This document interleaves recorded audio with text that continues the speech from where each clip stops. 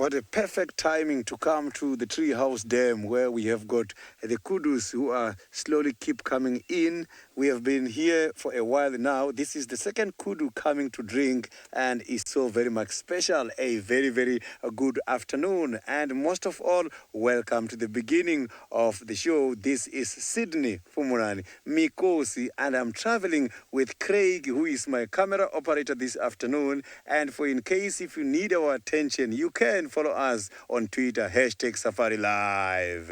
You can also follow us on YouTube chat stream. So you can see the birds are now on top of that kudu. When the kudu is drinking, the birds are very busy. And these birds are so very much beneficial to this kudu because they can be able to reach and access the inaccessible areas by the kudu itself. So I don't think that is a heavy load for this kudu to carry. It's quite a lot of them at the same kudu. So when the dry season is starting, there is quite a lot of parasitism. And that is why some of these animals has to leave this area to the other areas due to the amount of parasites in different areas. Not only food availability and the length of the day. So there is quite a lot of factors which contribute towards the decision taken by the animals to move from one place to the next in order to survive.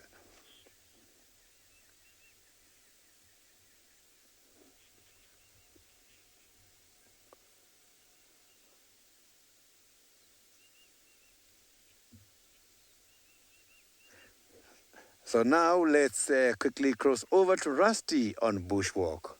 Welcome to the afternoon bushwalk, sunrise walk, I think it's called now. But we came down to one of the watering holes here, and then we found this we just chased a young water monitor lizard into what's left of this dam. And it actually looks more like a crocodile from this distance. But I'm hoping for him to come out the other side. They have, at such a young age, they have these vibrant colours. So yeah, as they grow up, they lose that colour.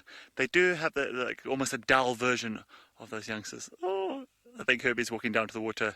It's going to decide which way it's going to go. Herbie is our protector, for those who don't know him. And Jandra is on camera, and I am Rusty. Come on, little guy, come out the other side. He's almost made it. Now, these ones are normally quite vulnerable to a lot of the birds of prey that hang around you, or even the storks, fish eagles. But that is quite a reverse order sometimes when they become quite a big threat to crocodiles, who are, they grow like a couple of meters. So these water monitor lizards, although they do get eaten by a lot of different species, they cause a lot of damage to the crocodile eggs.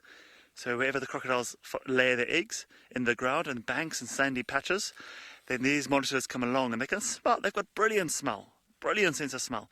And once they find a nest that's not protected, they start digging, and then it's not long before they get to the crocodile eggs. So they're actually one of the biggest, what's it called? What are the words I'm looking for? One of the biggest harms to crocodile. And I don't actually... Oh, he's coming out on the other side. He is beautiful. He or she. I cannot tell the sex of this monitor lizard from this far.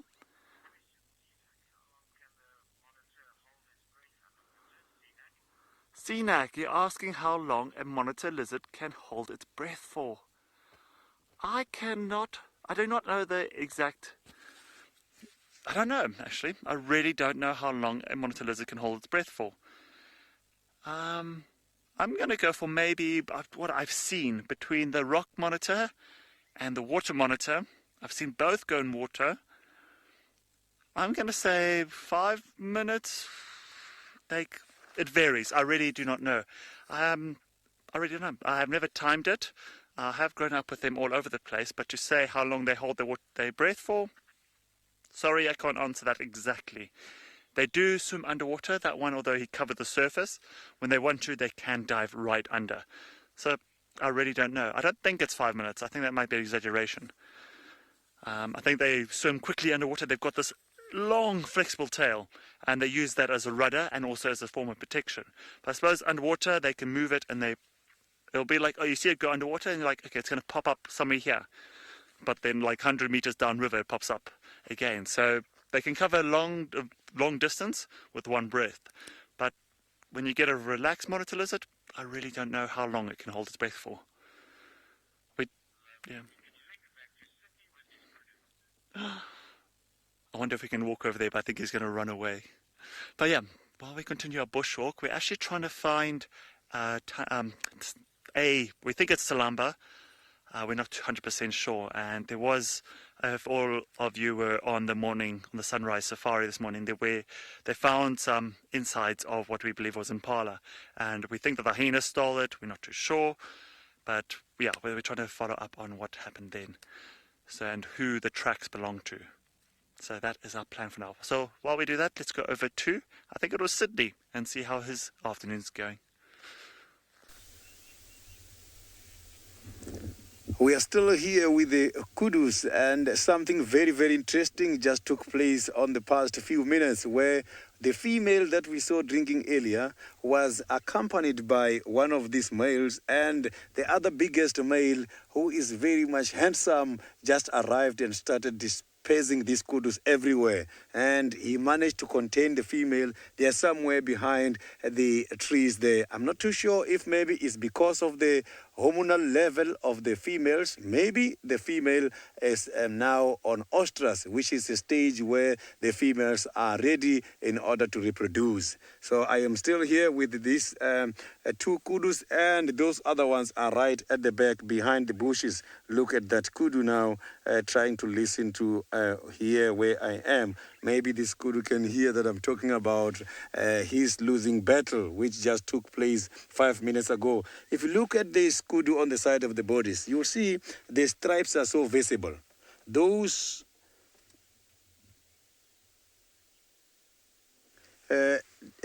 Tegi, the kudu horns, if you can just check, the keratin is covering the bone.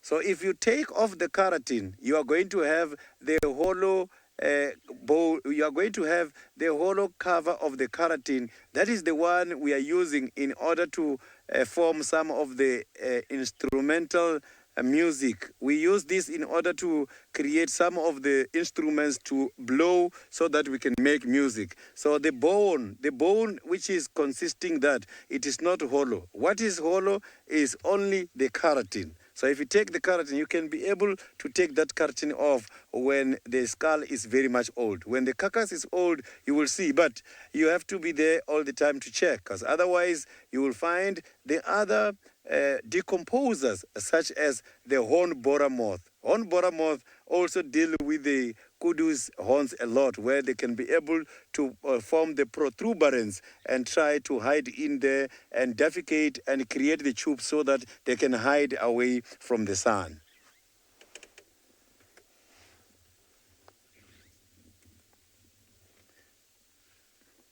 So the kudus at the moment, they are feeding on these still green bushes. If you can check the trees which are occurring, green trees which are occurring here, if you check those who are surviving during the dry season, they have got a high moisture content, and it helps these animals when there is shortage of water.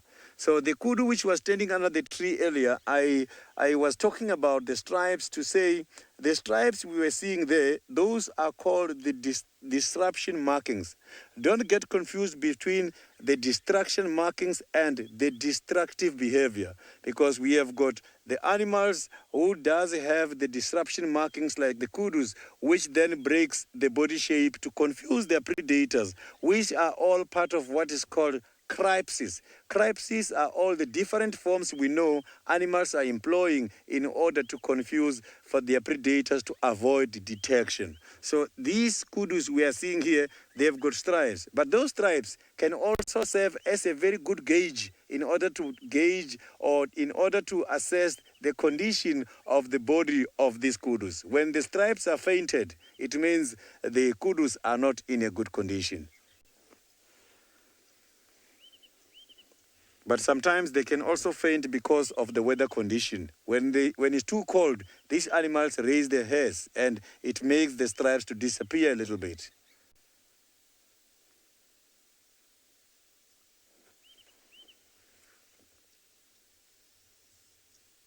So if you check at these kudus, their feeding behavior is determined by the dental structure.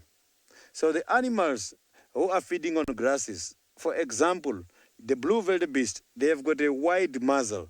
The wide muzzle is what makes the wildebeest to prefer short grass. And the rhinos who use the lip in order to catch the grass, they prefer the opening where the grass is short. The kudus have got a long muzzle. A long muzzle is suitable for them in order to reach the leaves. It just applies to the impalas.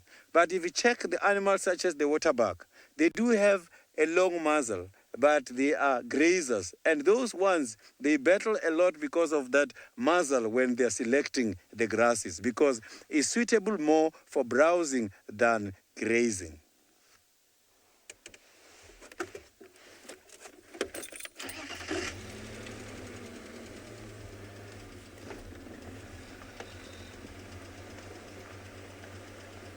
Debbie, the animals such as the ticks, if you can just check, not only the ticks, these animals, they breed and wait for the rain to come. When the rain comes is when the eggs hatches. And that is when they are going to be able to use the grasses as a standby point in order to catch their host. So now, during the dry season, the conditions on a lot of animals are not suitable for them to breed. It is time now for them to conserve energy in order to survive during the dry season. That is why, if you can check, most of these animals don't really breed during the dry season.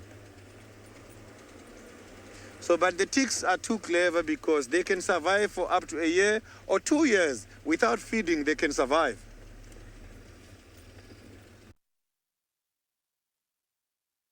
So now let's cross over back to Collie, who is driving.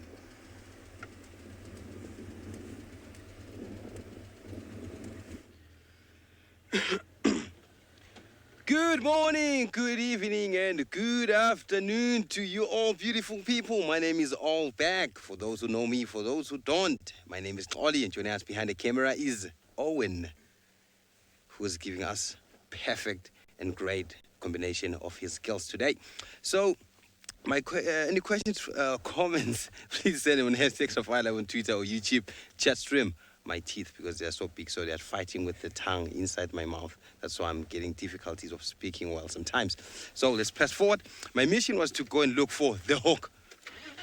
For those who don't know, the hawk, it's Hokomore male leopard that has a territory on the western flanks of our reserve. So we had no luck to see the hawk. So what I'm thinking now is to go to Chitwa. It's been a while not being in Chitwa. To try to see some hippos, how they're doing that, because last time I checked, the water level was very low. Want to see what's happening there. The crocs are coping, the birds, aquatic birds, are they coping? The terrapins, how are they doing?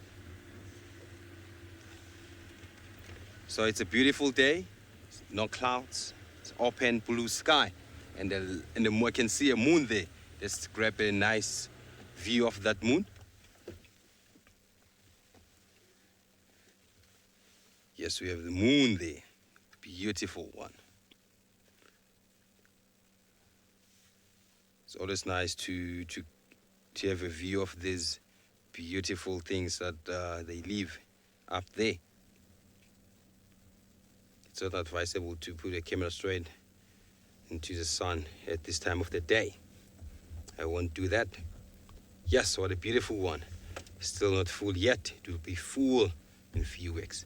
So let's press forward. Chitwa is a little bit far from here. But you know, on my way there, I'll be looking all of sort of beautiful things. Linda, you hope I find the hawk. Linda, the drive is not over yet. I'll go to Chitwa. I'll come back to the western side because Chitwa is around the eastern boundary. I'll go there, and then when the sun goes down a little bit, when it gets cooler, you know, leopards, they get more active. So I'll be coming back and be on the lookout for the hawk. So let me reduce the radio, game drive radio a little bit because it's busy. So maybe hopefully I'll find Kuchava that side. Who knows?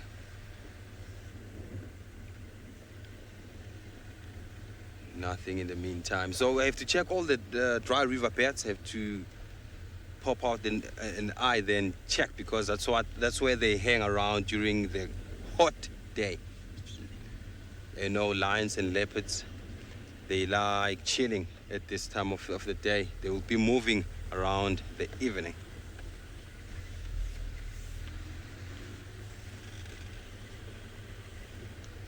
Magic Dragon Wizard wants to know, where did Old Bear come from? Interesting question, eh?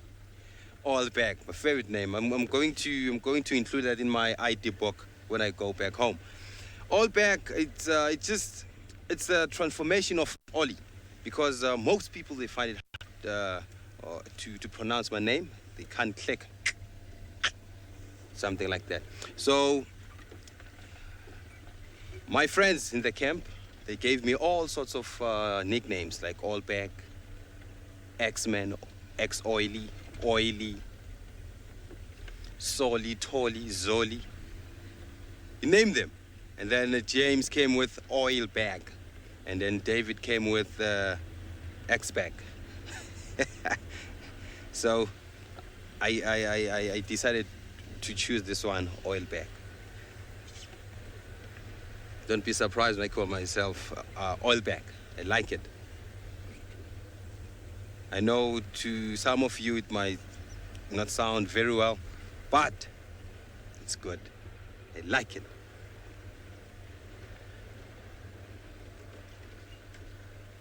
And the other thing, I left my jersey at the camp, and that's not a good idea, because once the sun goes down, it will be cold. Yes, viewers are loving my name. Yes! You won't struggle to click. Now, All Back, stamped. It's official. I'm no longer going to do myself as Oli anymore. Never. All Back.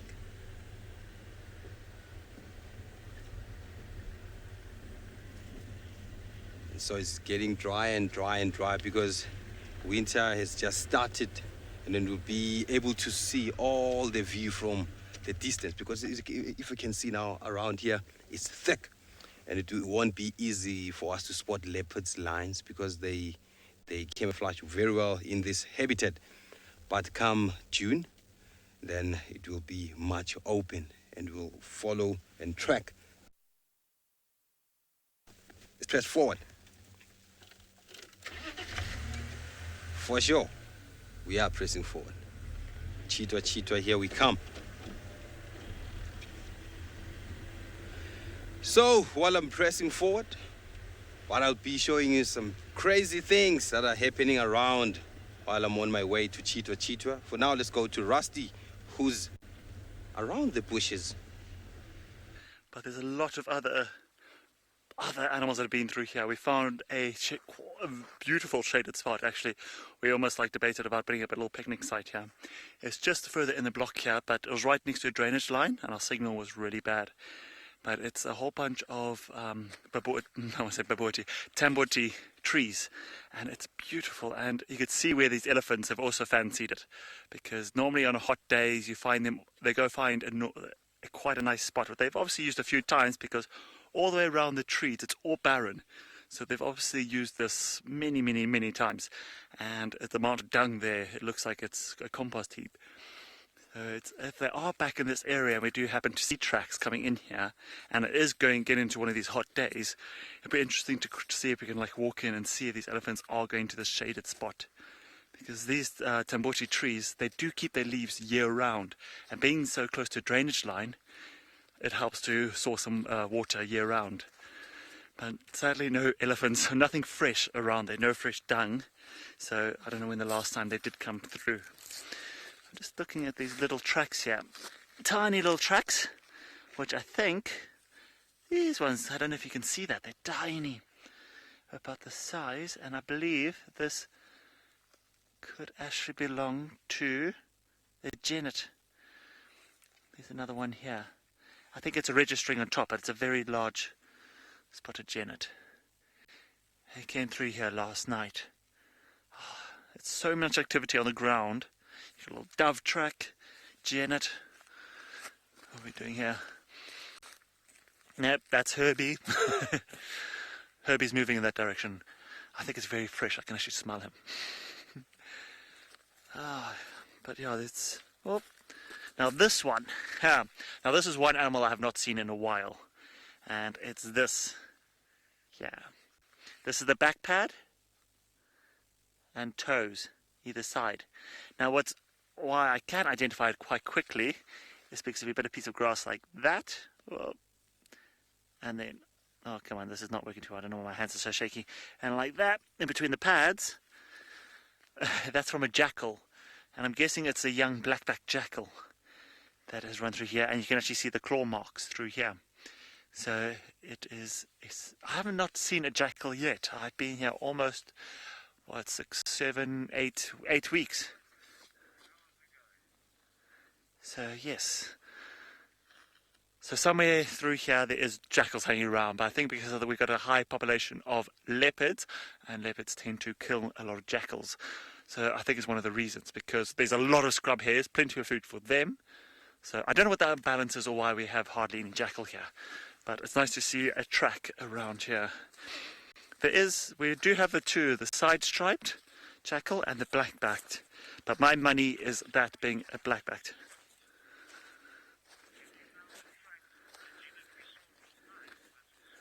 Little Swift, you're asking if I had seen the track of the genet last night. No, I didn't. We're actually on a different area. We're down near, if you know the area very well, if you've had a picture of a map in your head, we're down near Twin Dams. There's a road called Mamba Loop. That where I saw the genet, I have to be careful about not saying cat at the end, because it's just, a habit I picked up many years ago when it used to have cat at the end. So it's just my problem. So yes, the genet we saw last night was up near Bubbleshoek Dam. That's probably about 3 kilometers from here. So it's not anywhere near this area.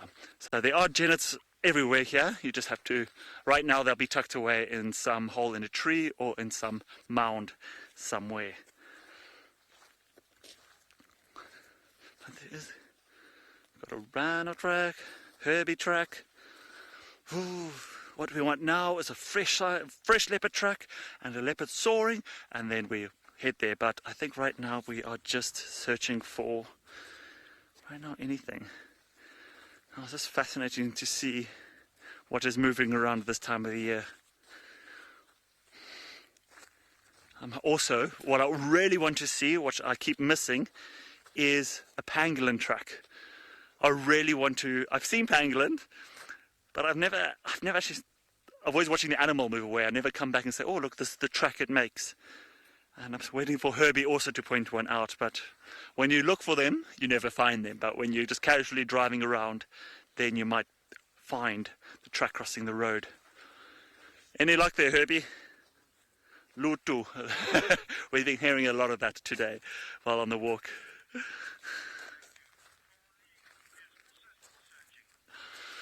So we are going to be staying on the road, and then we're going to veer off again through one of the other blocks and hopefully have some luck. And while we do that, let's go over to Oli and see what he's getting up to. Yes, good luck, Rusty. I hope you find cats, more especially Tandy, on foot. I don't know whether she'll react negative or positive, but you know, Tandy, she's our female leopard who's always grumpy. Even if you are in a car, you have to keep a decent distance, and you don't have to spend hours and hours next to her.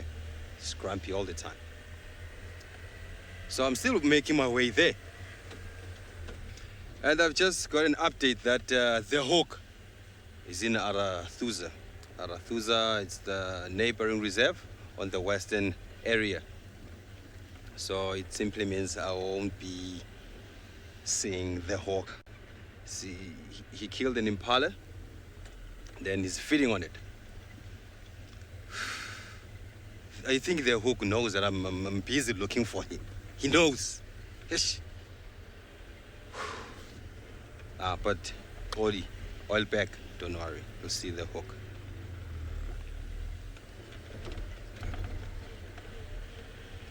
So I'm heading east now. I'm heading east. And east is great because it looks promising all the time, because most cats, they like being on this side. Careful. What nickname did I give James? There's no nickname. I called James Malum James. Malume means uncle in my language. It simply tells that if I say Malume, he's an older guy, or like he's older than me. But, you know, in this field, guiding field, we have to use our first names. It's a must, because it's easier for us to communicate around. Because if I will end up calling everyone who's older than me Malume or uncle, it will be confusing. So I'm trying my level best to use his first name. It's not so easy, but I'm getting there. Because why I'm saying it's not easy? Because when I go back home, I start doing that, because at home I'm not allowed to call an older person with his or her first name. And a female, I call them auntie. And then my uncles, Malume. So when I get back here, I have to twist that in mind, that this is it's an area of work. I have to use the first names. Difficult, hey? And then here's a dry river bed which is called Muluamati. Muluamati. Fighting water. Fighting water. So I'm busy driving to Chitwa. Hopefully I'll find something there. But I know I'll be finding the hippos. But maybe a leopard or a lion. So for now, while I'm rushing there, let's go to Sydney, who's also driving.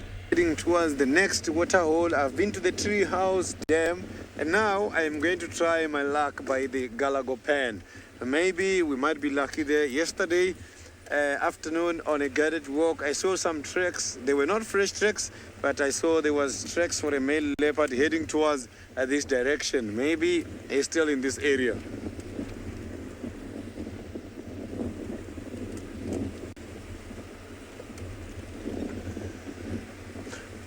On the ground here, there's quite a lot of antelope tracks, but big animals such as the elephants, they are not here.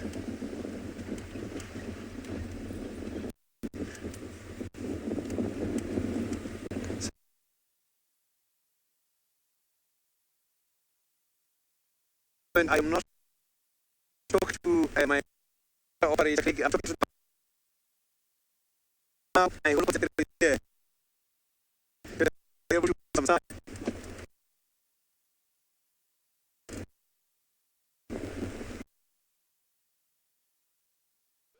Sorry about that.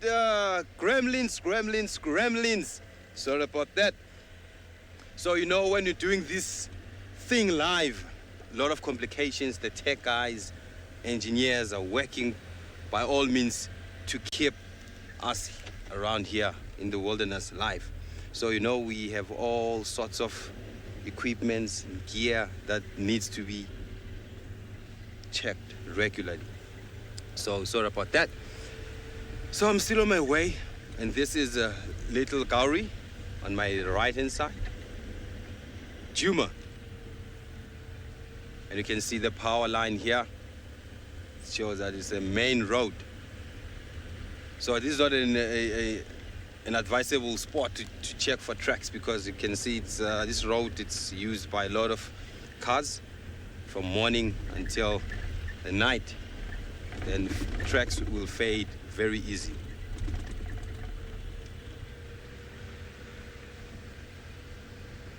Well, there's nothing in the meantime. I can see trees, different trees.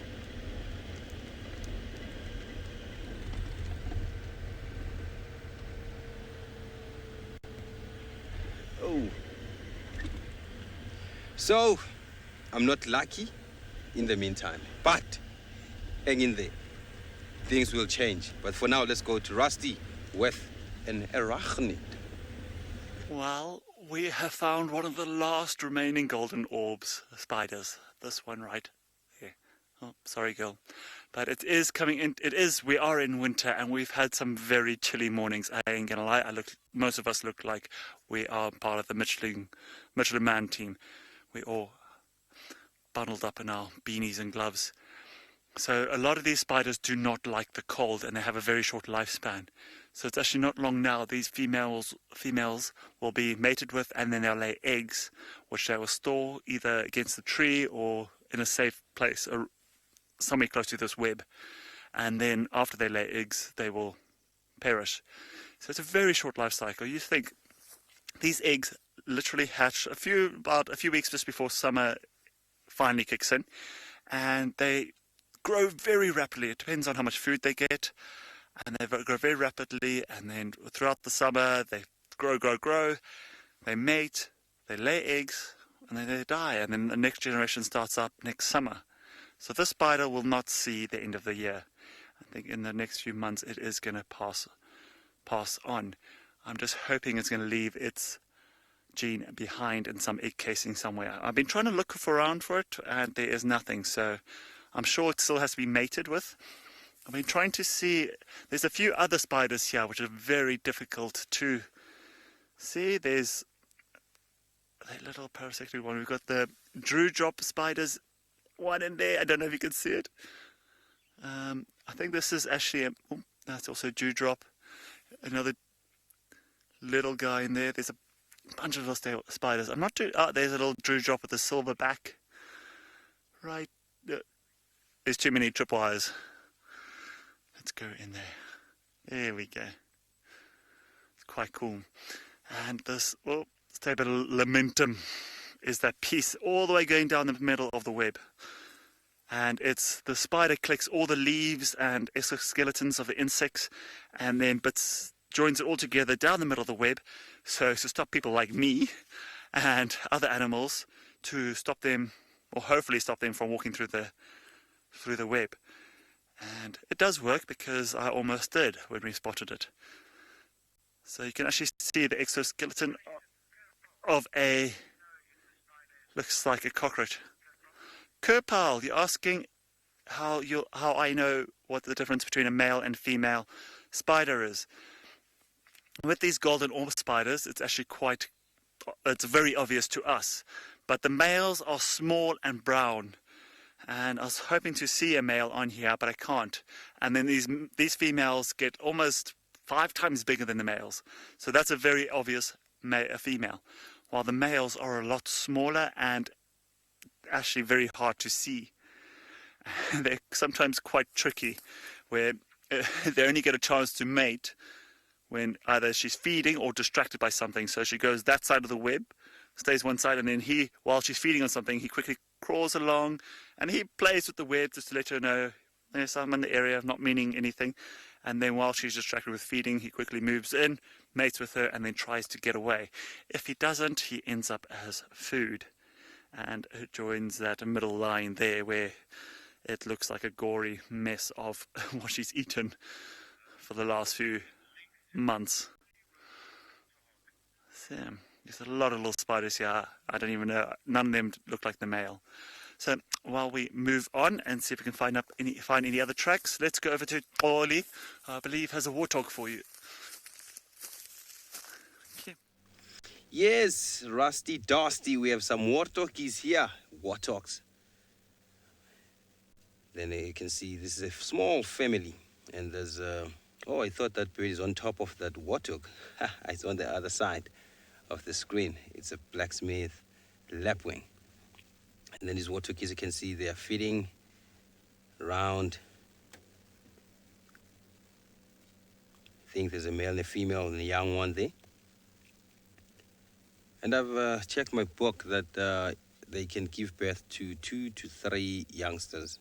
But I've seen warthog, a female with 4 or 5 little ones. So I'm a little bit confused. So I can see that one is feeding there. It's kneeling because you can see the structure of the neck is not as elongated as impala, giraffe, to name the few. They have to kneel to get the comfortable spot to feed. So in that position, it doesn't mean that they are not alert of what is happening on their surrounding. You can see the ears pointing up straight, listening to the sounds of the wild. And they do smell around and sniff for predators, because hukumuri and other leopards, they like feeding on these warthogs. But they have to be extra careful because of those tusks. You can see they're very sharp. And this one we are looking at right now, let me take a closer look. It's a little bit smaller than the other one. I think it will be a female. And females, they have a single set of warts, and the males will have 2 sets of warts, and they are bigger than the females. The males will weigh up to 80 kilograms, and the females will go for about 65 kilograms. And those tusks are very sharp. Have to be extra careful.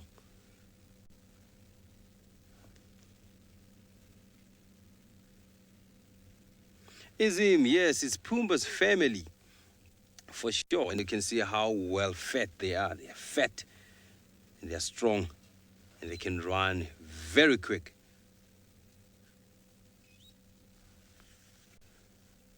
And if you can hear the squeaking sound when the warthog is being attacked by a predator like a lion or a leopard, they make this high-pitched noise, just like our pigs. Awesome, nice warthogis. We're in Chitwa now. We are there.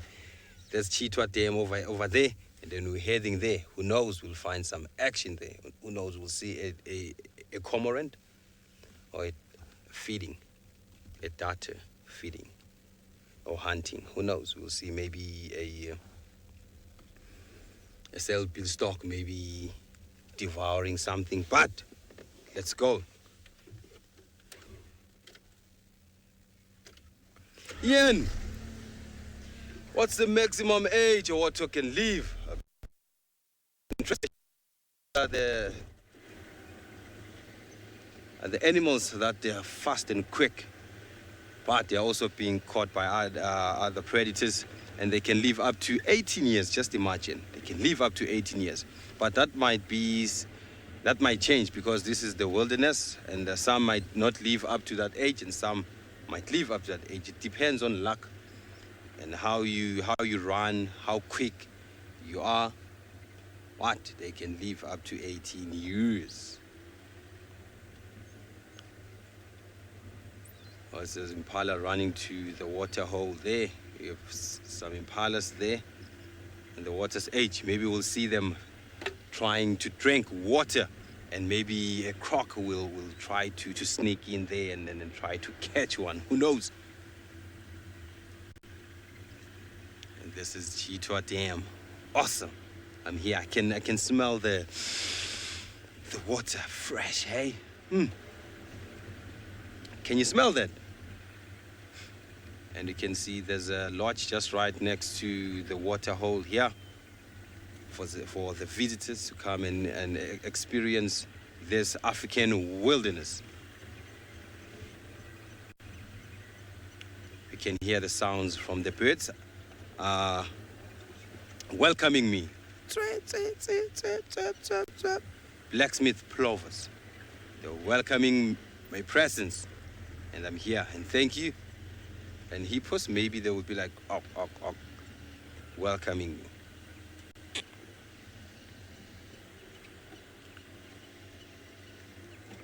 Okay, while I'm trying to get a nice, comfortable spot here, let's quickly go to Sydney, who's looking in the bushes. I have got something very interesting here, and presumably this has been done by the hippopotamus. If you look at this bush I am showing you now, there's quite a lot of grasses stuck on. It's like a painted bush. Here I can see that there is a male hippopotamus coming here very often in order to renew the scent. This is a demarcation point for one of the hippopotamus. These hippos are coming here and walking a very long distance because a lot of hippos, they are residing by the Chitwa, which is a little bit far away from where we are. Animals can move long distances according to the food availability. That is why we do see animals there in Kenya, Maasai Mara, during migration, moving from one place to the next. And some of these animals can even be able to smell rain at a distance of about 30 kilometers and more. The insects can be able to detect atmospheric pressure as well. So animals are so well gifted. So here we are passing a demarcation point. And this tree, the grasses at the bottom as well, I can see they are painted. But painting the leaves from this tree, maybe this is also restricting the tree from getting all the sunlight the tree is looking for in order to survive. Because I can see everything is just brown on it, and the grasses are now obstructing the sun from entering the leaves, because these leaves, they have got some stomatas on them where there is chloroplast, where we have got this what is called a chlorophyll pigment, a pigment which gives these trees a green color. So the trees, sometimes when they're painted a lot, it can also affect them in order to manufacture their own food. So where these droppings are covering, it is a point where this photosynthesis is taking place. So it's something that I'm going to have to investigate deeper in order to get to what is happening when the leaves are completely covered by these droppings. Does it have a positive impact or a negative impact when it comes to the manufacturing of energy by these trees?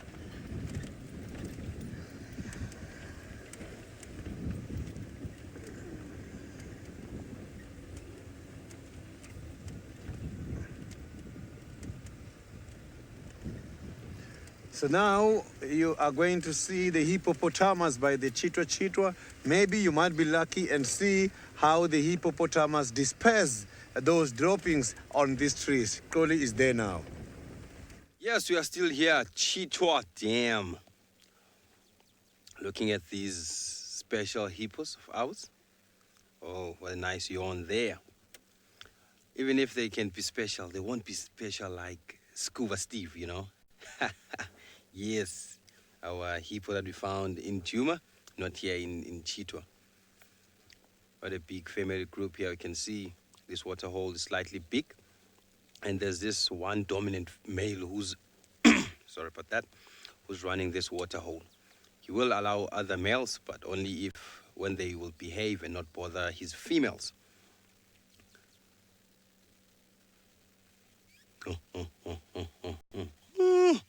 That's me. It's not a hippo. That's the sound they make. And so what they do is they will be up and about when the sun goes down, when it gets more cooler. And what they do first, they will just come out and stand at the shoreline there and scan around for predators and try to demarcate. And the males will do that. Then they'll go to a certain spot they use every now and then. They don't change routes unless maybe they are disturbed by predators like lions. So that's why it's not advisable to walk on a hippo path. They are not meat feeders or meat eaters, but they can kill if they are caught in the middle, or if they feel threatened, they will run over a human being. Might do that. So it's not advisable to be on their path. It depends, hey, whether it's daylight or at night, because vulnerable hippos, like let's say for instance, if Scuba Steve leaves the water hole because it's getting dry and drier, he will find a comfortable spot where he will get some shade. And if you are walking there and then you don't see Scuba Steve, he might attack you. And hippos are so quick. So don't be fooled by this heavy body and think that they can't run. They can.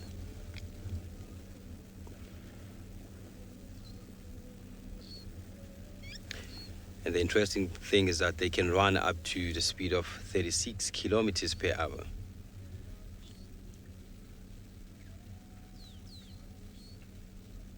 Linda wants to know why we haven't had Scuba Steve making noise. It's because Scuba Steve is just chill. Is just a chilled guy. He doesn't see it necessary for him to make calls, because sometimes when the hippos make these calls, it's for territorial reasons. And Scuba Steve knows that there's no hippos nearby, so it's just chill there. And sometimes he just do that because he can. And there's my favorite bird there. I hardly see this bird. Owen, may you please come to that bird there, a pied wagtail. I like this there, down there. I just like the way they wag their tails when walking. Yeah, just on your right, move on your right, slightly right again. You'll see a black and white bird there. Yeah, it's a wagtail. Look how it wags its tail. Oh, it's feeding mode there. Feeding time. You can see it's busy trying to catch some insects. Oh, it's gone. Did you hear that? Quack, quack, quack. African fish eagle, but I can't see one. Let me grab my binoculars and check. Maybe I will see one. Yes. Where are they? And let's scan around and see whether we'll find these African fish eagles, because I just had a call now. Where are they? So fish eagles, they like to perch on top of a tree, then just right next to the water holes to look for fish, look for snakes, look for monitor lizards. I've seen a African fish eagle feeding on a monitor lizard. Nice one. This is where the lodge is. Just imagine if you are there and getting all the nice actions happening around the water holes. No stocks this afternoon, nothing. Yeah, so I think I'll be pressing forward, but before I do that, let me show you the last view of this water and the birds, and maybe I will locate that African fish eagle. Why is it? And it didn't sound far. What a nice, beautiful call.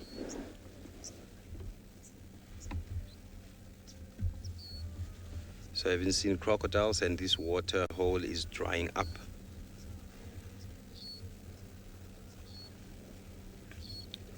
Okay, FC say some Sydney and Rusty, they have bad signal, so it means they are moving on a bad signal area. They'll be moving out of that. There are these two impalas that are busy running around there. You see on your left, if you pan left there. Yes, we have impalas who are busy running and running and running. You know, it's rutting season, so these impalas, they have to mate to make their future bright. Because if there's no mating involved, it simply means there won't be a generation of impalas in the future. And then they have to come here and drink around this time of the day, and they have to be extra vigilant because they are predators like crocs who are hungry. And crocs, if they don't get anything like impalas or any other prey, they will go for fish.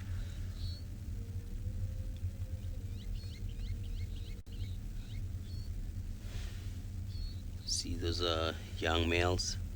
Sometimes they'll run around, even if they're not ready to mate, but they will be mimicking some mating actions just to prepare for future.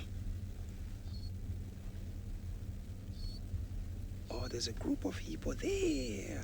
Owen, if you pan right there, There's a group of people that's busy there. Oh, so while we're looking here, but I'll be moving forward. Maybe I'll see a leopard that lives around this area. For now, let's go to Rusty, who's on the bushwalk. Now, we haven't had much luck, or I'll say as much luck, we haven't seen anything, but we did come across what we believe might be Tundi's track further down in the drainage line here. Now, it's very difficult in here. It's very hard to keep quiet because all the vegetation is quite dry and brittle. So, although we actually sound like a herd of elephants going through here. So it's very hard to sneak up on these cats when they've got a very good hearing and a very good sense of smell. But Herbie, our protector as well as the expert tracker, found where she actually lay down in 2 spots. And it was actually very interesting. It was quite hard to show you further down because we had no signal. But it's like I was just looking at the ground going, yeah, maybe I can see some soil's disturbed. I say, no, this is where she laid down. You can see she got up and lay down further down. It's just incredible seeing the eyes he's got and the experience he has, many years of experience he has behind him. So we're still trying to go in and out of the drainage line to see if we can pick up any more tracks or hopefully see her. Now, we all know how grumpy Tundi is, so hopefully she's going to give us a little snarl, at least to know that she's still in the area. So maybe tomorrow morning we can follow up in the same area. Sorry, I'm standing like a giraffe. It's very weird. Don't know why. No, that's not going to be shown to anyone. But another thing that was quite cool, I've been picking up random stuff as we're walking. But look at that. Any guesses what that's from? Now, it came out of a civet tree. Now, if you don't know, a civet tree is from a civet, the defecation marking point for civets. Now this, it's actually quite weird because the rest of that I found was all single pieces. These are actually filling in casing of an old chongoloro. What another name what we call it, the proper name is a millipede. Now that's a dead millipede. They're normally black and still very much attached, and they're average in different sizes, and they mostly come out during the rains. So it's quite cool when they do die how much of the shell or the exoskeleton is still left. So yeah, see, that's how normally they are found inside the civet tree that we found further down here. But talking about civet trees, there seems to be, we found porcupine dung earlier, so there must be a porcupine den around here, and fresh porcupine dung. I was also in a place where we couldn't actually talk from because there's no signal.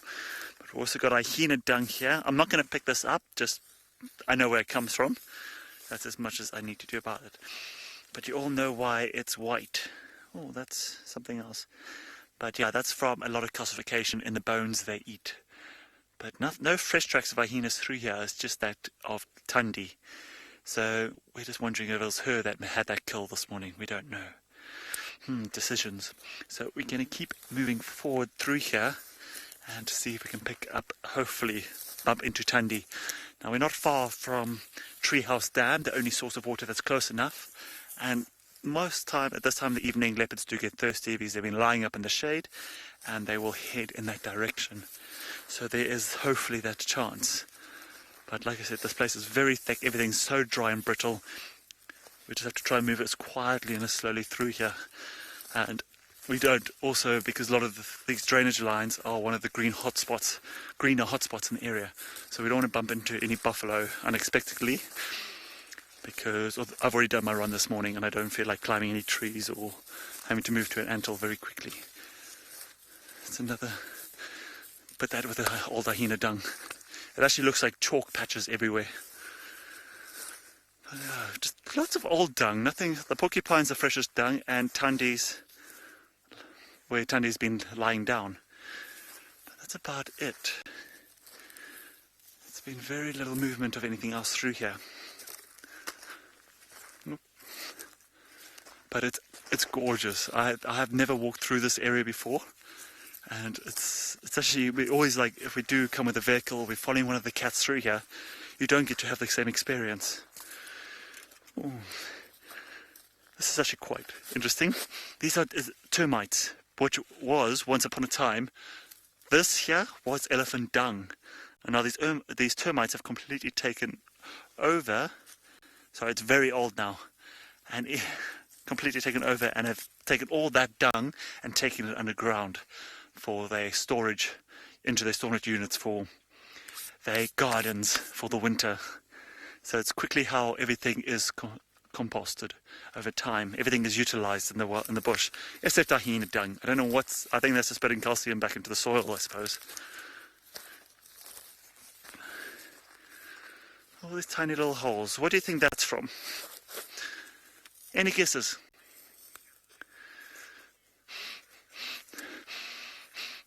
Smells. I don't know if I can smell it. It looks like the mongooses have been digging here. We just saw earlier, which was also quite weird, interesting, but in another place where we couldn't get signal, was actually the spider hunting wasp. Now it's this massive black wasp, well, it was quite shiny purple in the sun, but they're quite noisy. They sound like a drone coming in, and they go around and hunt spiders. And it's actually amazing to watch if you can find them interacting or trying to kill, let's say, a large baboon spider or even the golden orb spiders.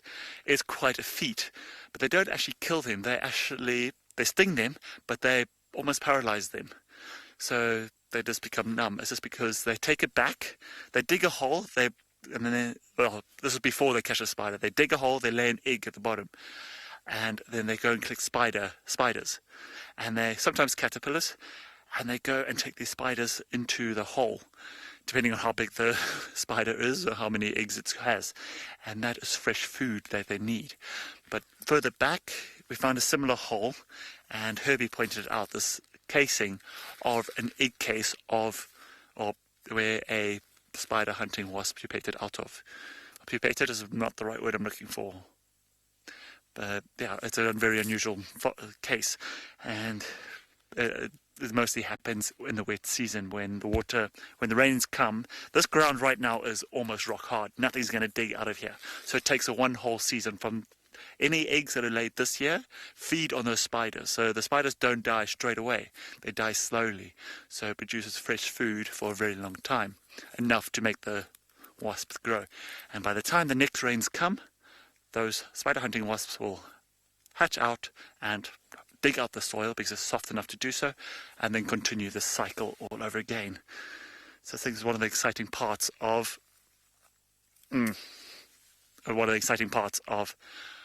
the whole cycle here in rain. So yeah, talking about that, there's one insect or one creature I do not like is the tick on the tip of the grass here. Well, that's why we have to check ourselves when we end the walk. So I'm just going to leave that there. I'm going to keep following Herbie. While we do that, let's go over to, I think it's Sydney or Orly, and see how they're getting along.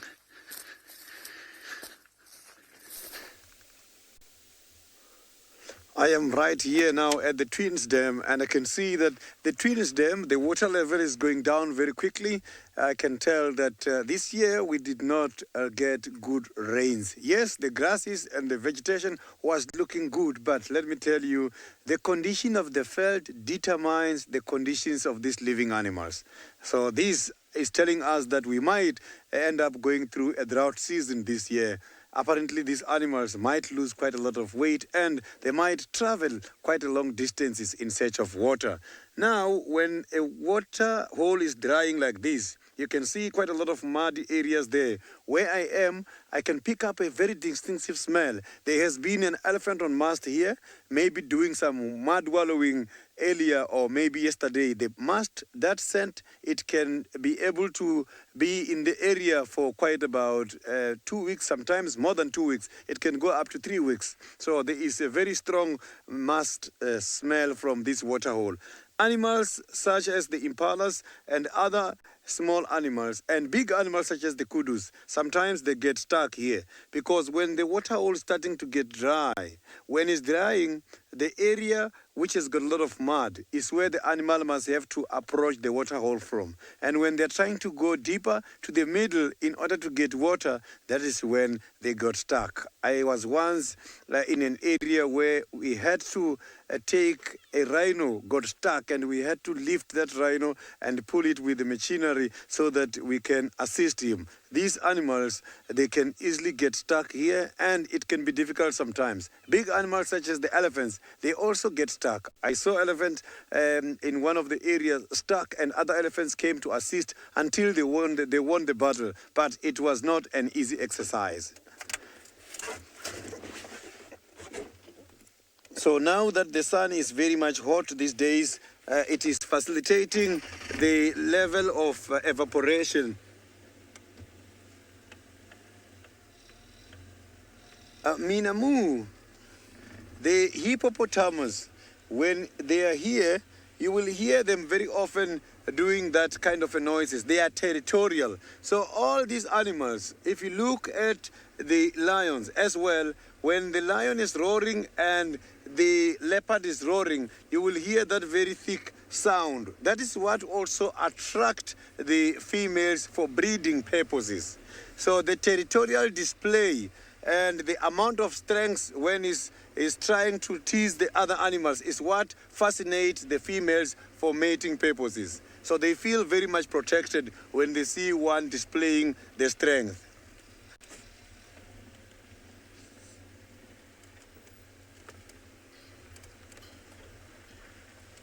So, but when it comes to birds, that is not the case. The birds, they have got to do the nuptial gift, where they have to go and catch the fruits, come and convince the females. If not, they must build a house until the female is convinced.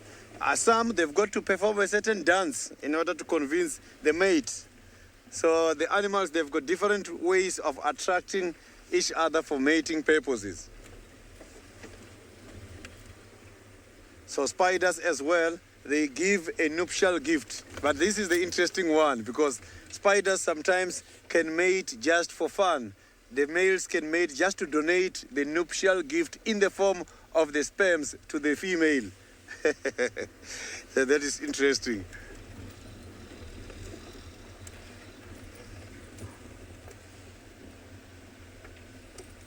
So maybe we will be lucky. That side, I'm going to check the border between us and Torchwood.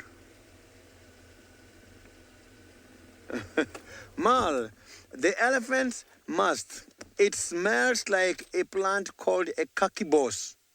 A kakibos, I think, is one of the Australian plants, and we do have them here in South Africa, as during the olden days it was brought here with some of the people from South Africa who visited Australia. So if you take the kakibos and you shake it when it's fresh, it secretes a very strong smell, and that smell is like the elephant on mast. But very old elephant on mast, the smell is so very much strong, and that one sometimes is like something is injured.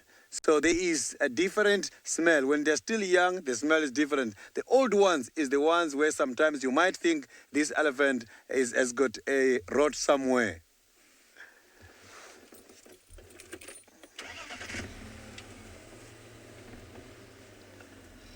When it's dry, also it doesn't smell the same. So now let's cross over to Toli, who is also still searching for something.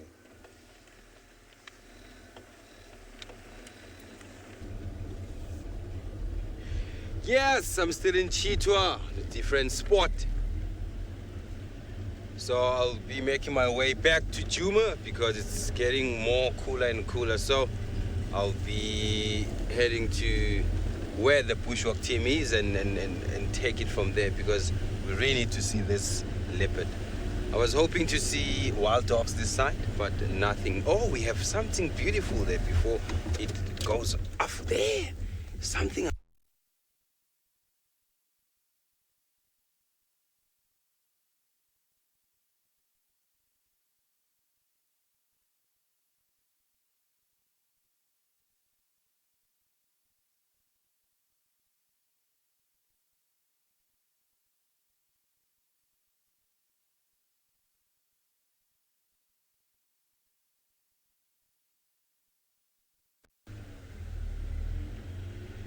And let's see what's happening. Oh, there's two of them there. Oh, there's a youngster there. Look at that. There's a youngster there.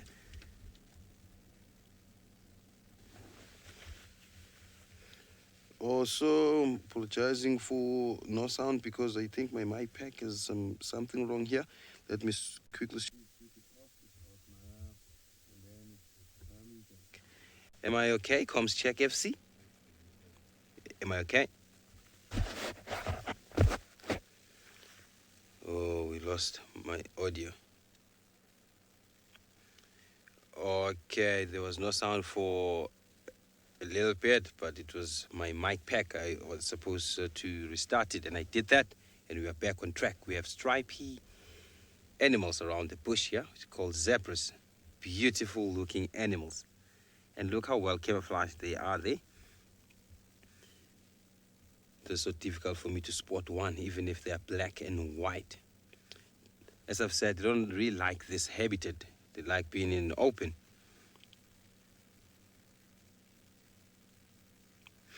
Yeah, and wants to know, do animals do have albino babies? Yes, I think they do have, but I haven't seen an albino baby zebra. I've seen an elephant, but I haven't seen it live. I've seen it on TV screens. And white lions, I think they also call them albinos because they are white in color. It will be amazing to see a white zebra.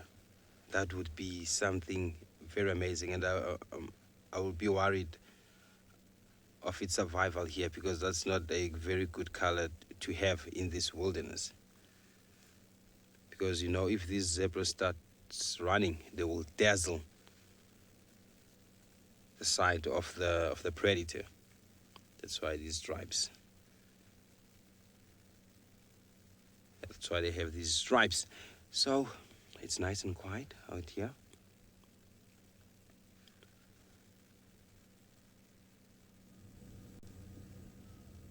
And this is a Burchell zebra. It's not a mountain zebra. We don't find them here. Find them in the high altitudes. So that's where they like to be.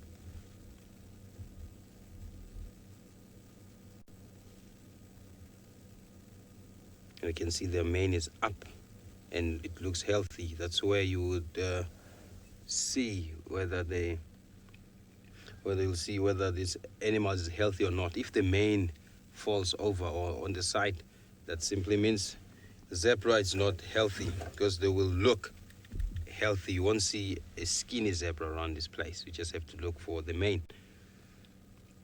See, it's nice and fat.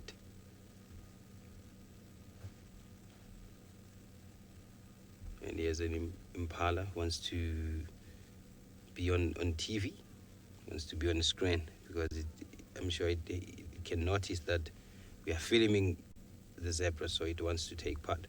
So we're talking, me and David and Owen, before we went live, that I'm sure when the rutting season is complete, these male impalas, they won't have voices. They won't even be able to alarm for predators because I'm sure their throats will be sore at that time. You can see that's a female.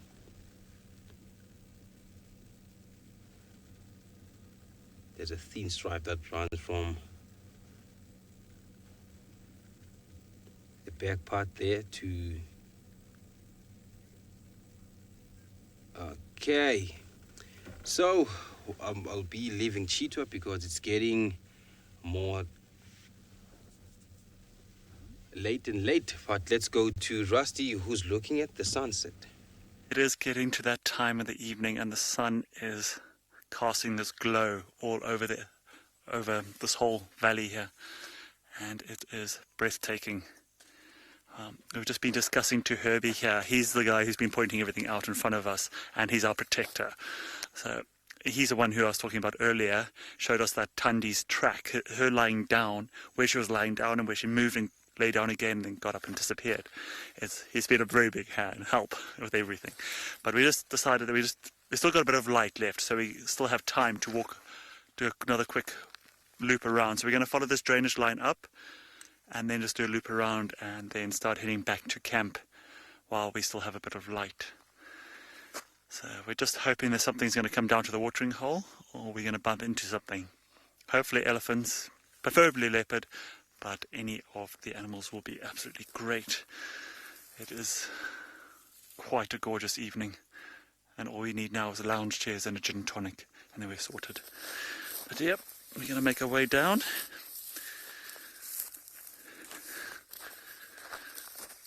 If audio starts to play up, I apologise. We were up here earlier on the kids trying to find tracks of anything that might be fresh. But all we've got is hyenas and kudu. It is absolutely stunning. The reflection off the water. The evening chorus setting in. We've got a couple of doves up in the tree there. Cute turtles.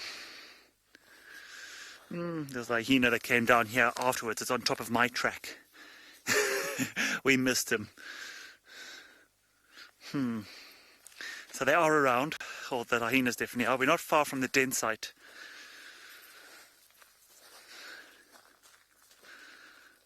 Oh. Let's hope. Hopefully we'll find something. So yeah, while we go ahead, let's go over to Sydney, who I believe has got a water buck for you.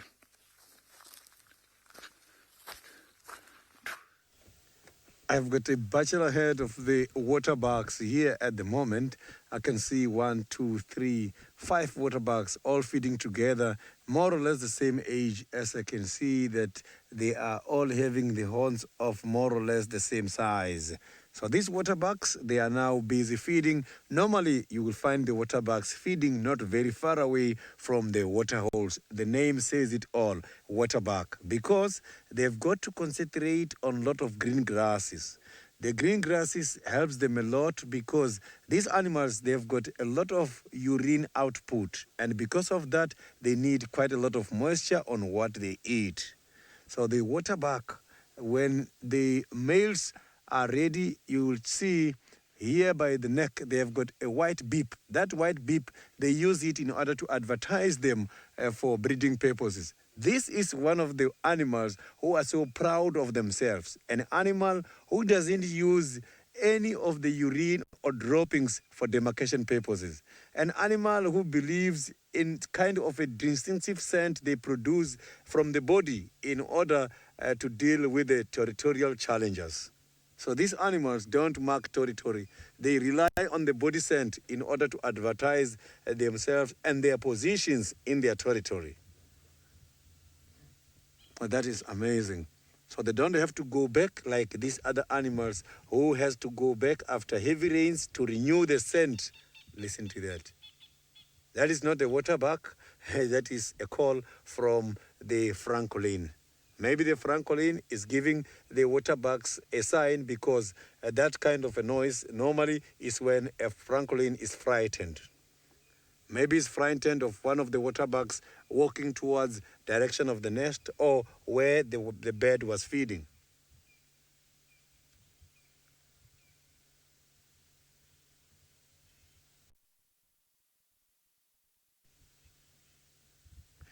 LA, the water bucks here, when it comes to the ticks, I am not too sure if they've got high holding ticks availability, but when I am checking at these animals, they look very clean. But the fact that the water buck is looking clean does not necessarily mean they don't have ticks. But you know, the water bucks, they have got what is called a subcutaneous gland. Subcutaneous gland is like a grease, and that is what they are using as an antiparasitic. And also, they use that very same gland in order to prevent water from staying in the hairs.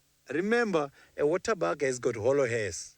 When the water bugs goes into the water, the grease or the subcutaneous glands helps in order to avoid or prevent absorption of the water by these hollow hairs. So you can see that the gland they produce is very much important, and it does play a very significant role. Maybe it's the reason why they don't really have ticks everywhere.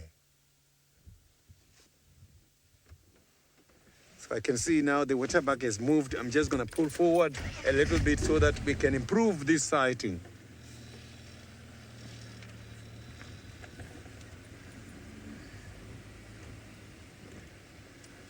That waterbuck. The waterbucks disappeared there. I can see they're all going deep. Unfortunately, we cannot follow them. But I think we did get a very beautiful time with them. You can see the last one is there. I can see also the round color at the back of the waterbuck there, which serve as a follow me sign to the others when there is a dangerous situation. So if you look at these horns, now the horns are still facing up. So it means these ones are still young. The fully grown waterbucks, you will see the horns facing forward. And that can be very dangerous towards the oncoming animal coming to challenge them.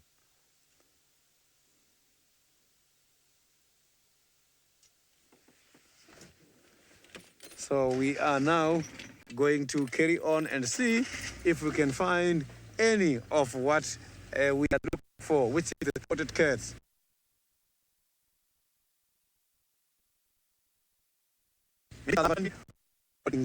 One of those. Maybe Osana is making his way back. Who knows?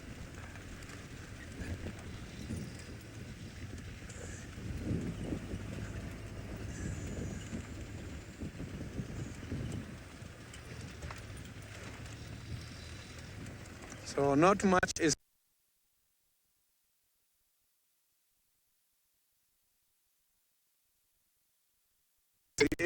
something reported the direction of the movement. Yes, I'm on my way to Juma. I'm a few meters away from that, but I think I'll be looking at what Rusty was looking. So let's take a look of that sunset before it goes down. And we're sorry about that. Gremlins, you know, gremlins. Why gremlins today? Why gremlins? So you can see a pole there because of the power line. So it feeds us with electricity, and then our aim is to look at that stunning golden ball over there, over that horizon. And that's beautiful. And you can sorry about the power line there. We'll try by all means to keep it away from the screen. Nice camera work, Owen. Yes. When the sun goes down, it's a magic hour. That simply means nocturnal behavior will reveal itself. So take a few moments and enjoy this moment, seeing the sun set.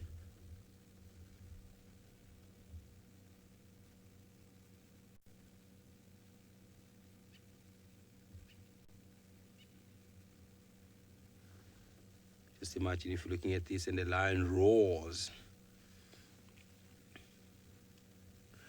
So I'll be pressing forward while I'm busy looking and digesting the feeling of the sunset. Let's go to Rusty on the bushwalk.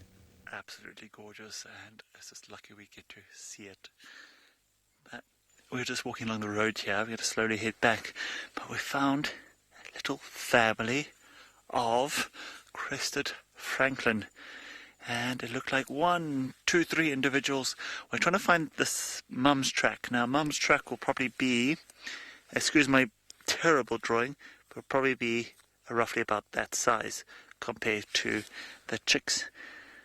Now, they do breed throughout the year, but they peak during the summer in the warmer periods, and occasionally winter you might be able to find some still with a few chicks running around. But these ones are probably about that size, and maybe have just started to learn how to fly. And every now and again you can hear them calling, because at this time of the evening they're going to roost. Because they can be quite territorial, they need to alarm everyone or just tell everybody where they are, what they're doing. This is my spot, I'm going to sleep now. So these little chicks, I think they might be also roosting with their parents some way. It's very cool to see. Tiny little family members. It's not often the case. Sometimes when you're driving along, you can see them running behind their mums. But as soon as they get into this grass, they disappear. You do feel quite bad when you disturb them, either by walking or by driving, and they all fly up in different directions. But they do have that ability to call, And the mother knows how to call the chicks back, so they eventually get back together, or we hope so. It's just we do feel a bit guilty when you accidentally bump into them. They all disperse in different directions. We had kudu close by here, but I think it's moved off. I don't think they hang around for us either.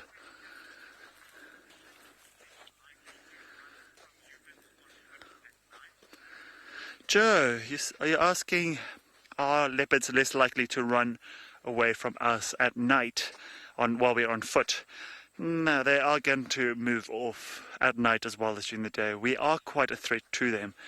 Although if leopards that are habituated and have been walked upon before and have become quite used to human presence, they will hang around.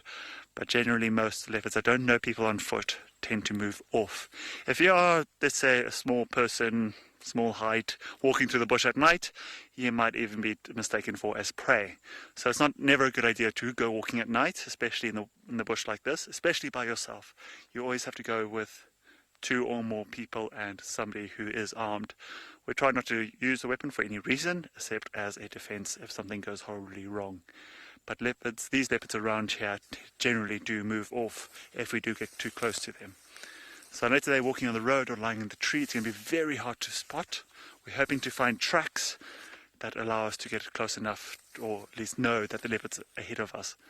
But as we're walking through now, it's virtually impossible to know if the leopard's 5 meters, 10 meters, 20 meters, or even in the area. We are guessing that Tanti is here from her tracks further down the drainage line. But it's just, well, right now we are just speculating that she's still here.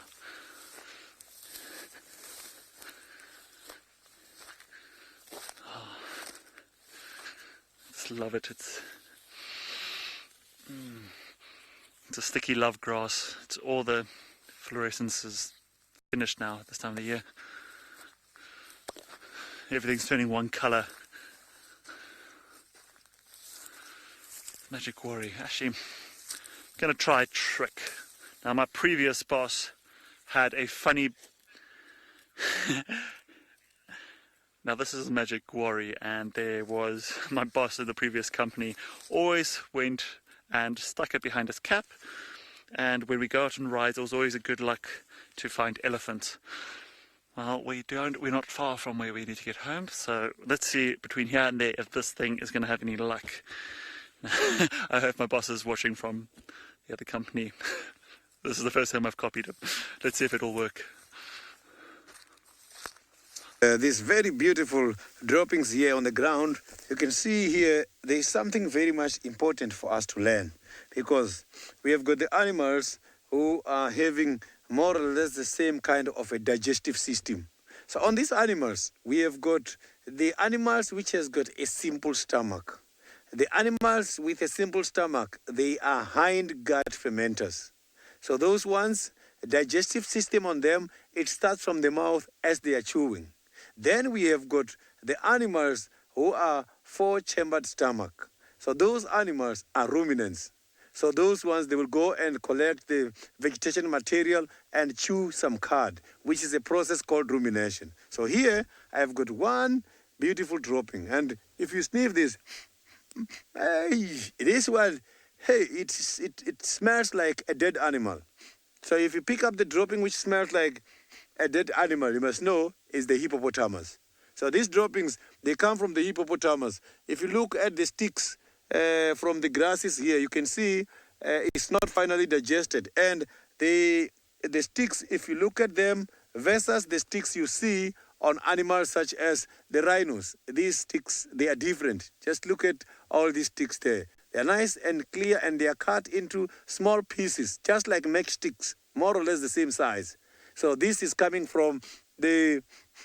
Also, this one smells like a dead animal, So this is the hippopotamus. So these ones here, they are not dispersed. So hippopotamus, they have got similarities with the animals which are having 4-chambered stomach. But the feeding mechanism in the stomach, the digestive mechanism is different, because the hippopotamus, they don't ruminate, but they've got 4-chambered stomach, which works the same as a simple stomach. It's amazing. So these droppings, they are from the hippopotamus. So it's very much easy to distinguish droppings from hippos, elephants, and rhinos. So we're just going to carry on now and see if we can find any of those other interesting animals.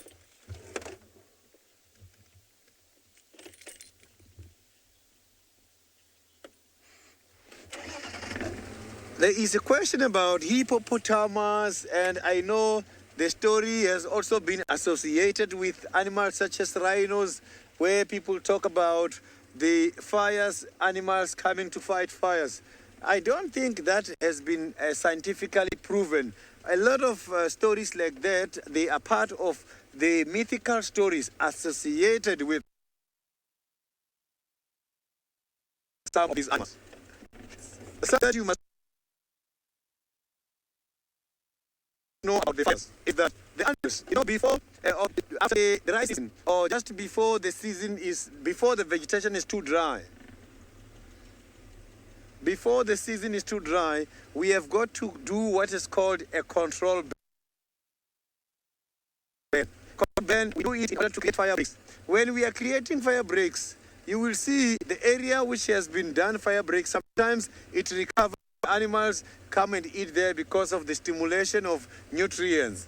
Now, the fire breaks helps animals a lot, because if there is big fires, fires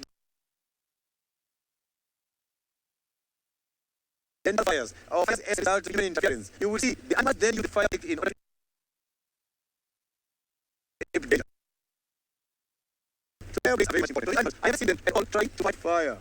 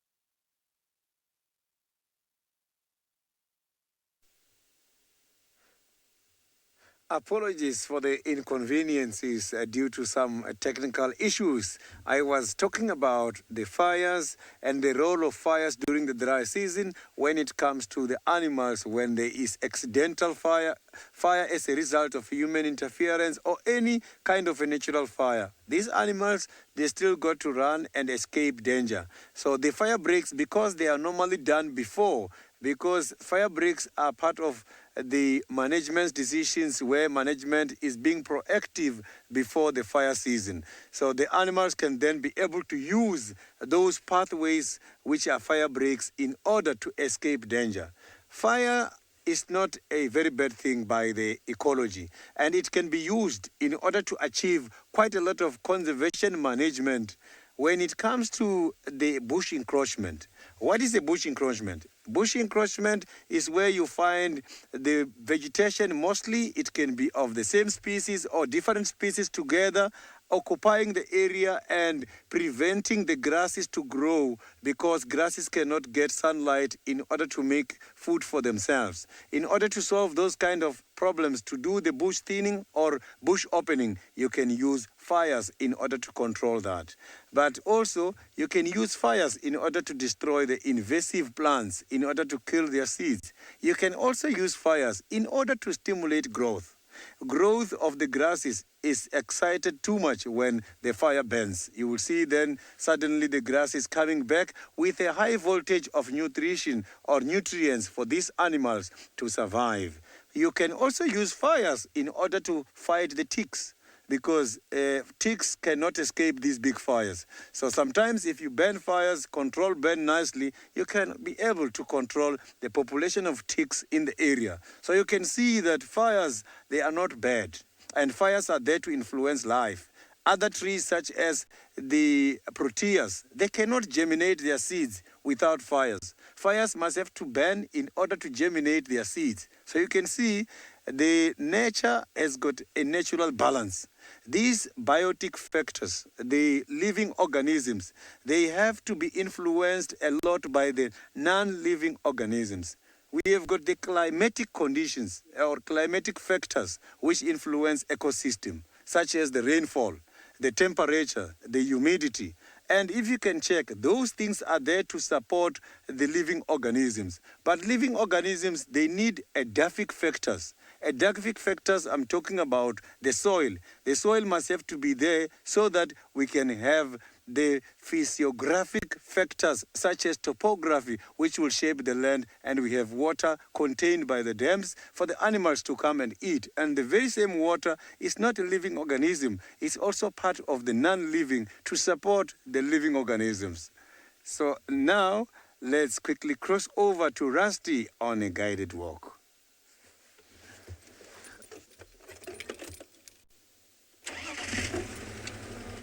It's coming off to the end of the evening, and we've just finished our last drainage line before we head back, and just finding things everywhere. Termite quill, what do you want to call this? A giant land snail, and it's quite fascinating. It's still got its colour. They're beautiful. During the rains, I'm sure some of you might have seen them when they were alive, but as it gets drier and drier, those who are caught out, who didn't bury themselves quickly enough, end up dying. And then they go to a pale white by the end of the season. But this one is still quite fresh, and it doesn't smell that great in here. And a porcupine quill. That is quite an impressive one. Now, I did go walking up to a hole that was quite close by, but one thing about being in the bush and walking up to a empty hole or a hole that looks active is you have to be careful who is in there, because as some of you may know, a lot of these animals have got very good hearing, and those animals that live in these holes hear the footsteps approaching, and let's say that hole is taken over by a family of warthogs. Now, warthogs don't like to be caught in a hole or trapped in a hole. And this happened to me a few times where I've either gone walking past a hole, riding past a hole, and these warthogs come barreling out at speed. Now, I'm sure you saw the warthog earlier that Oli had, that has these massive tusks, and even the young ones have these sharp spikes, teeth that come out, the tusks, and they come out, and they almost come out like a bucking bronco. And if you're in the way and your legs are caught in the way, you don't want to be caught between the tusks and that warthog, and it's just not going to end very well. So I thought it might be the home of this guy, because porcupines do take over warthog holes, warthogs takes over porcupine holes. It pretty much starts off with the aardvark who digs a hole, and it goes on from there. So warthogs, if they don't like the colour, they take over. Same with the porcupines. So I'm pretty sure there's a lot of these quills out there. So I'm just wondering if maybe, just maybe, this belonged to somebody who was being harassed, because it's not often you find so many quills together. Yes, this is like a hair follicle. Hair falls out. But having that many quills in one spot, I'm going to I guess, just guessing here, that this porcupine had a run-in either with leopard, lion, or hyena. Now, I haven't seen hyenas going after porcupines that much, but I've definitely seen leopard and lion. I think it was, who was it? Tingano Hokomori not so long ago killed a porcupine and took it up at a tree. It is a delicacy. Porcupine meat, apparently, for cats is very good, but it is a spiky process trying to get to that meat, and once that goes in you, doesn't matter how deep it is. Porcupines don't shoot their quills, they just go by pressure. So if something comes and grabs it and it goes in, then it gets stuck in there, and because of the direction of where the hair grows, trying to pull it out ends up being a massive operation. So cats end up with a lot of it stuck in the faces, especially young cats. Young leopards, young lions is brilliant to watch because you have to learn the hard way. And sometimes when you see these young cats walking around and they're covered in quills in their face, you're like, You do that once or twice and then you never do it again. So you often find adult lions just like walking past a porcupine, but then you get some youngsters who go, oh, that looks like a toy, and try go play with it. Doesn't end up very well. But leopards, it takes a time. Oh, talking about leopard track. That's a male leopard that we looked at earlier. So yes, it's a it's a spiny process, and once these leopards have learned how to hunt, you're looking at these dominant male, that male track. He's probably 10, 13 years old, and it's a lot of practice killing porcupines. It's an art. So once they have figured it out, then the porcupines don't have a chance. But otherwise, these quills protect that porcupine from pretty much everything else. So being at the bottom of the food chain here, these guys have more of a chance than Impala do. Impala have got speed and numbers, while porcupines have got spines. It's quite a hectic form of defense. But I'm sure those who have seen porcupines in the past, you end up, this is only just one of the small quills. They come in different sizes, but then you get these long ones, and they are displayed all over the body. They are pretty interesting creatures out there. So yeah, I don't know who was in that den site earlier. So we are going to be heading back soon, but let's go back to Oli and hopefully he finds that leopard. It's one of those evenings.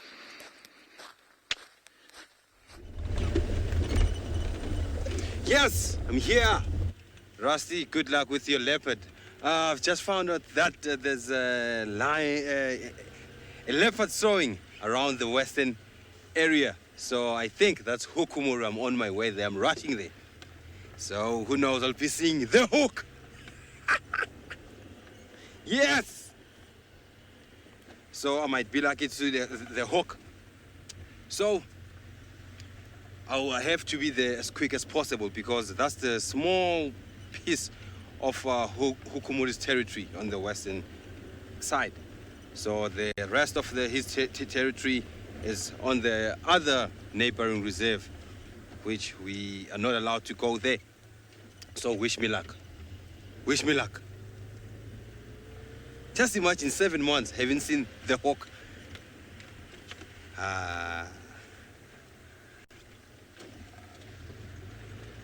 Thank you. All the viewers are wishing me luck. Thank you.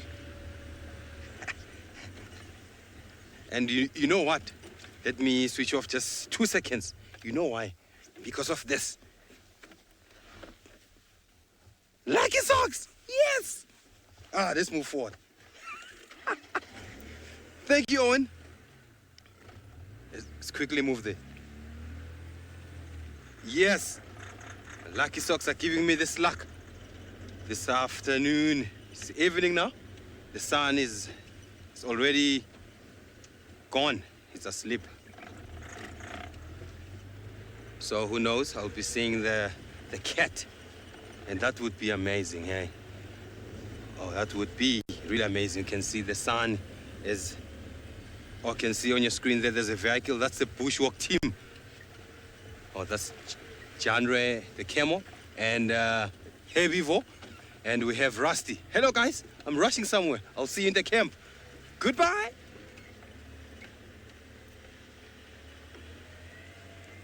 That's the bushwalk team. They've tried their level best to follow those drag marks, but they were not successful.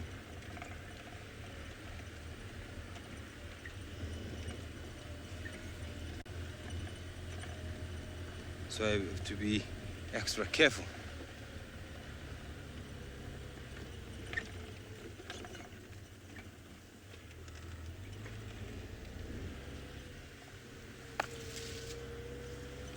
So I'll be extra careful here because of these bumps and holes.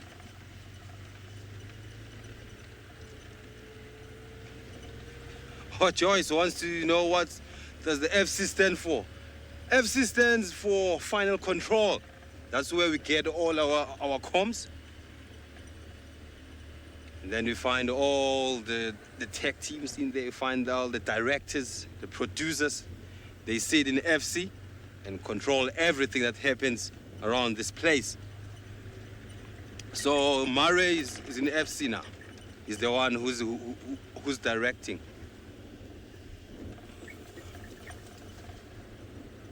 Hey! Ferrari Safari, yes, for sure. This reminds me of the Mara. This reminds me of the Mara when I was live with the Wild Dogs. There was a Ferrari Safari there. I was with Pat.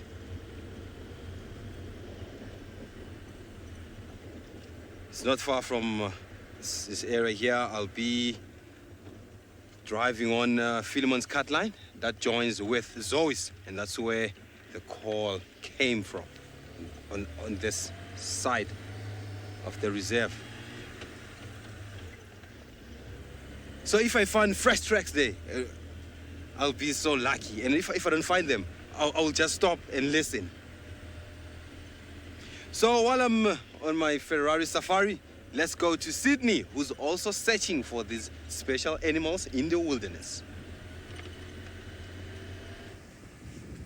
All the best to Toli for Hukumuri, as he's sure that there is a leopard in that area. I am also on a leopard hunt here, and I'm heading towards the Buffalo's Hook Dam. Yesterday I saw some tracks of a male leopard heading towards Galago, and the tracks, they didn't go back. They went back. Maybe my luck is on this side.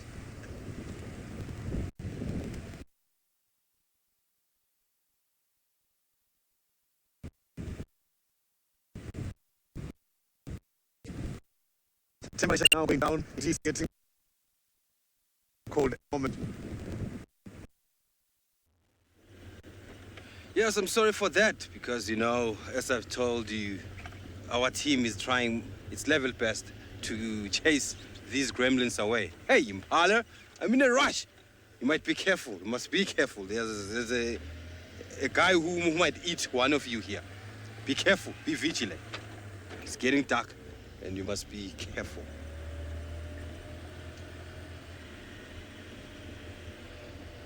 And so I'm pressing forward. I'm just about 300-400 meters to that road. We're nearly on the western side. Then we're going to stop there if I don't see tracks and listen, because it's sowing. That simply means it's on a mission to mark his territory, telling other males that he's still ruling the area. And what's interesting about the calls, like sowing, the next leopard on the other side can tell how big is that leopard, how old is that leopard, is it fit enough to defeat that leopard. Yes, they get all information about the next individual.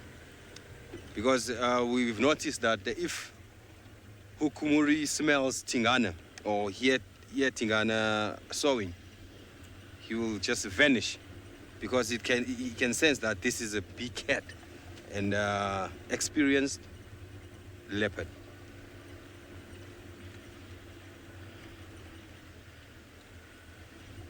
So this is Zoe's over here, and this is the western flank of this road, because he likes to use this road.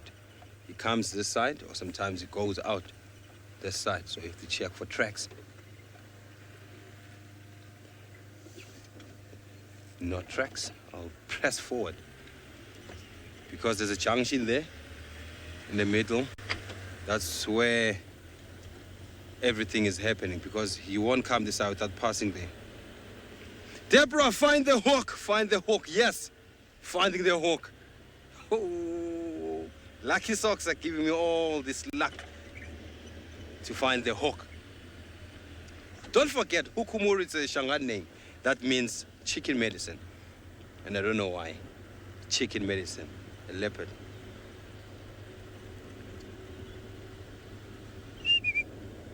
Or maybe we might hear a squirrel before it goes to bed shouting. "Ta, ta, ta, ta, ta, ta, ta, ta, ta, ta, ta, ta, ta, ta, ta, ta, ta."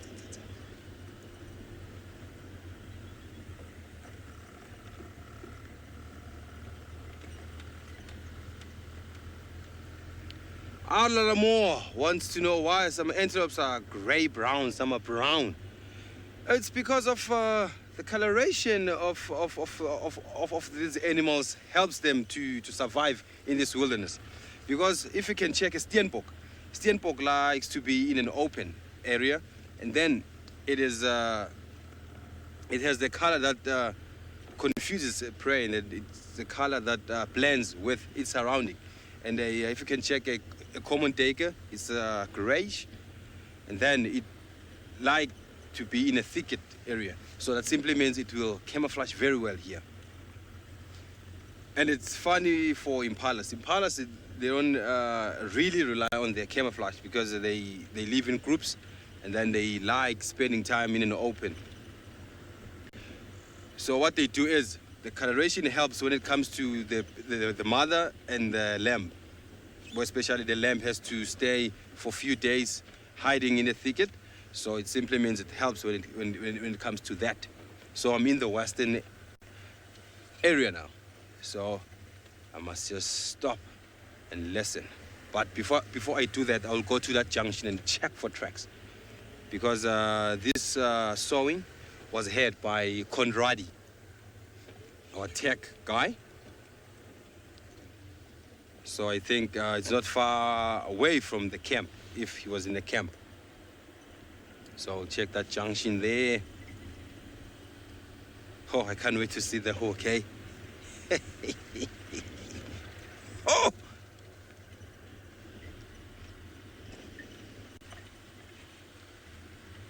So now it's still a little bit light, but I'll see the tracks. But maybe I won't be seeing tracks clearly, but I'll try my level best because I still have this small light with me. I'll be relying on that calls, like when these leopards when sowing, they will tell us where they are. Then we'll rush there. Definitely we'll see the hawk. Yes. The junction is just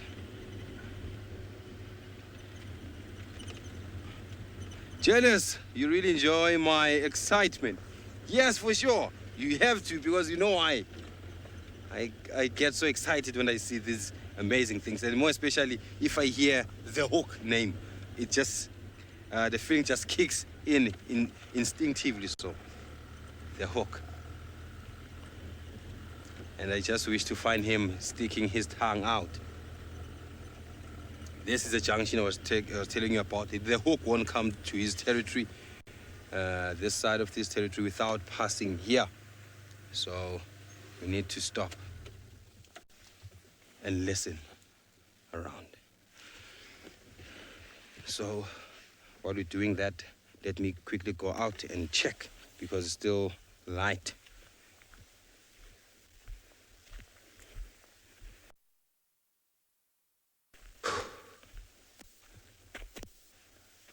Was the hawk? I'm extra careful because I have to be vigilant. It's thick. It's not safe for me to walk. Or my out. Not a bra for ladies, a bra for my mic heck. Bra, this thing. You see this thing, Owen? It came out. We call it a bra. John said we must call these things bras. No tracks, nothing. But forward I go, backwards, never. I have to fix my bra here. So I'll go to this area called Impala Plains. And then because that's where he likes to go, where Jamie found him. Switch my lights. Yes, for sure. And my spotlight. Yes, I'm up and about.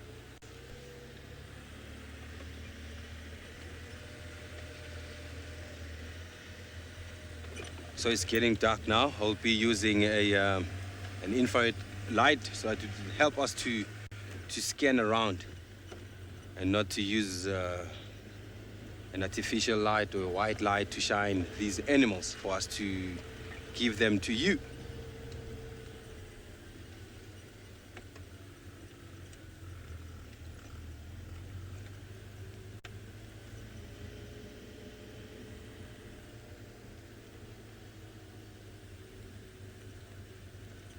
James Richard is saying he hopes that Hukumura lives up to my expectations. Yes, for sure.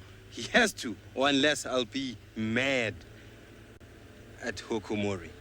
I've been looking for this cat like since forever. Oh.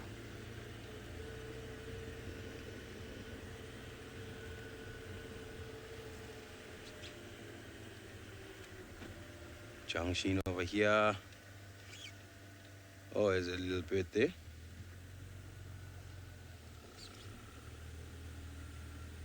Ooh, they say Tingana is on the southern boundary of quarantine. Let me go there. Let me go there. It simply means I think that was not the hawk. Because I can't see his tracks here.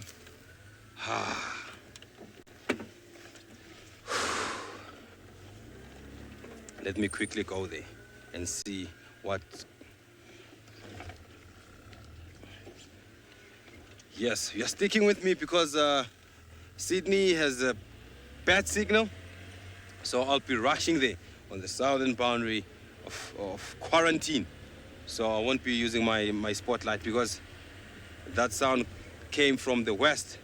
And it was Tingana, I think, because if there's Tingana there, it simply means Hukumura won't be around here.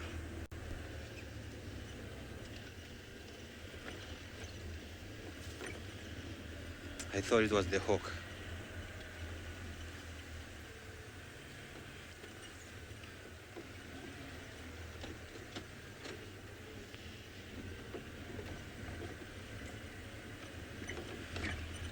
Oh, at least we'll be seeing the Duke. Then we are leaving the Hawks territory, we're going to the Duke. Yes, all the viewers are wishing me good luck, yes. But I wanted to see the hawk. Yes. But it will be so great to see Tingana. He's also a very good looking cat that I like. But you know, my favorite is the chicken medicine, the hawk. Okay, we're going to move to infrared now. I got a message from Camo. Yes, simply means my picture will be black and white.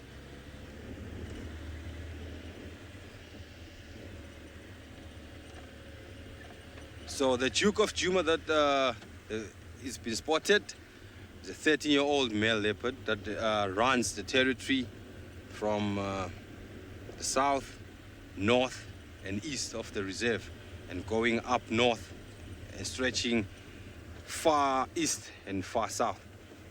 That's Tingana, the huge and massive dewlap.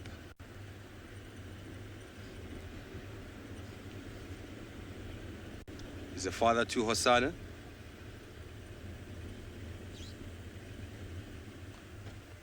Update. Leopard is walking to Twin Dams Road, Wallbacks. Oh, we're a little bit far from that place, but I will drive there quickly. It's not that much far.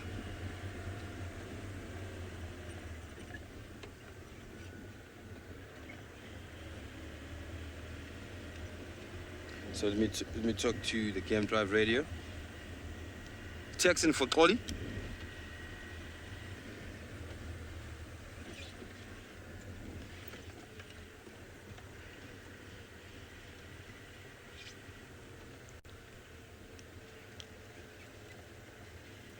Copy that, Malume. Am I allowed to join in there?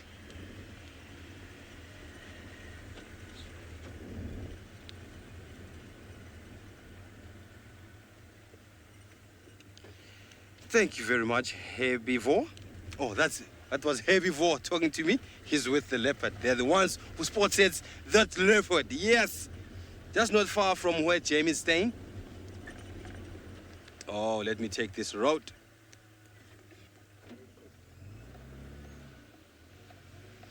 Okay, Sydney's back on track. Let's go and see what he's up to while I'm trying to get closer and closer to that sighting.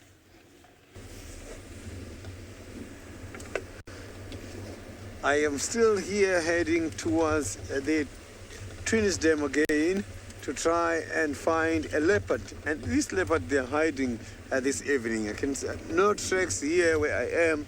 The only tracks we saw, they were all tracks, but they were somewhere by the central part of the reserve. So maybe somewhere around the Twins Dam we might be lucky or on our way there. I am now in the area which is most preferred by Thandi these days. I'm just hoping to see Thandi in this area.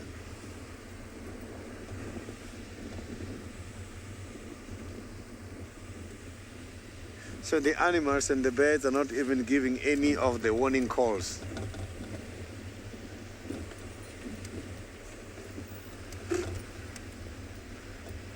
So when these animals are walking in the bushes, at least the animals, other animals and these birds, they do help us if we cannot see the tracks on the ground.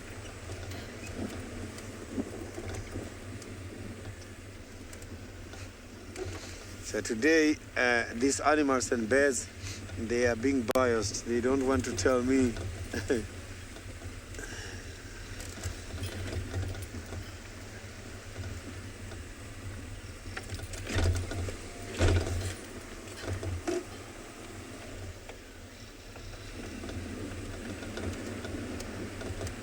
Joe, the animals here in Sabi Sands, they are not tagged.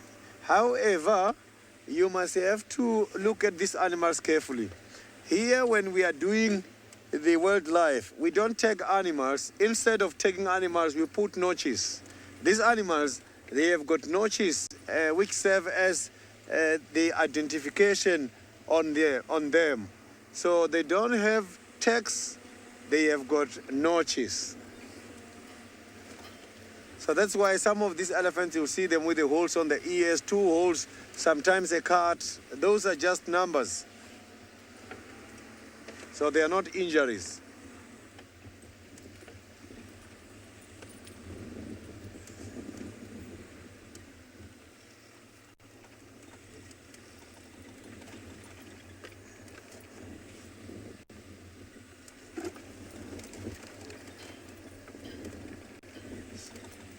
There is no sign of a predator here where I am, but it does not mean these predators are not here. The bush is hiding a lot of interesting animals at the moment here.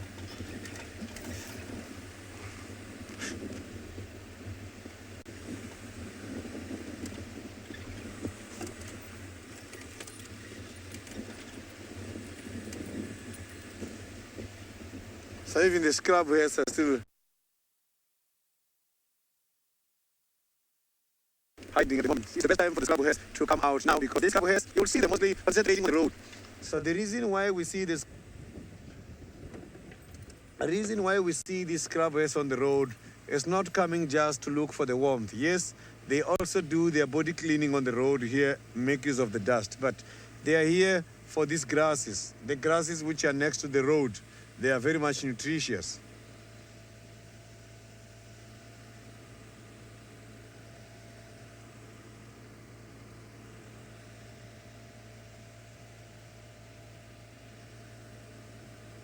I'm just going to try and listen to... So I just want to listen to what is happening here now. It's very much quiet.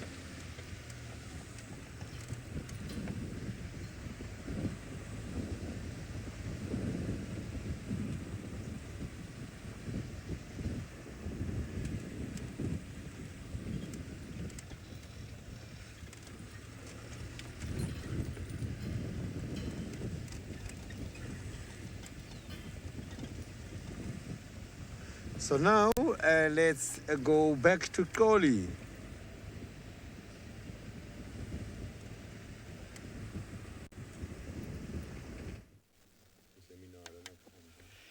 Yes, I found the joke of Juma.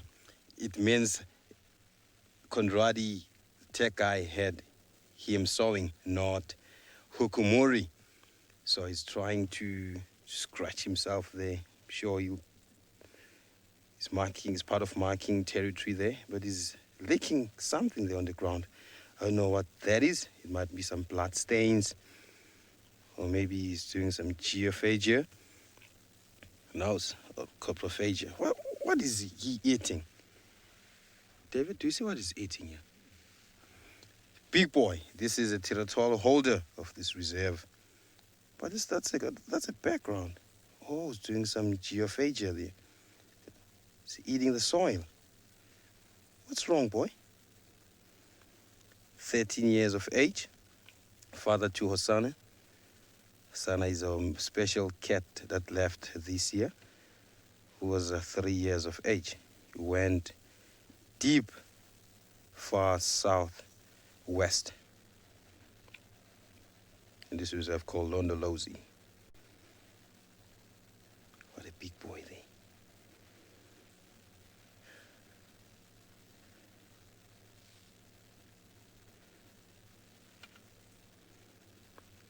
Eunice says my lucky socks worked out. Yes, they did. Hey, they did. That's why I wear these special socks of mine in most cases, because of this kind of luck. Some going, oh, there's impalas in the background that they are catching his attention here, and they're not far from us. And you know, leopards, they can change their mood just like that. A lot of viewers think he's eating poop. He might eat poop, and sometimes what they do is they roll over a poop, maybe a pile of elephant dung, just to confuse a prey, because it will catch the scent of that particular animal. So I also had something to tell you this evening. I wanted to. Richard is saying it could be a salt lick. Yes, it might be, but I have something to tell you, all of you. It was so amazing to be with you the 7 months. This is my last drive, final drive of Safari Life. I tried to contain myself the whole drive, because I didn't want to tell you this, but I have to tell you this. You were so amazing. Thanks for your questions and comments, and thank you for your time. I really appreciate it, because I grew as a person, and the knowledge I have compared to the knowledge I had when I got to this place. Let's go to the animal, David Sito.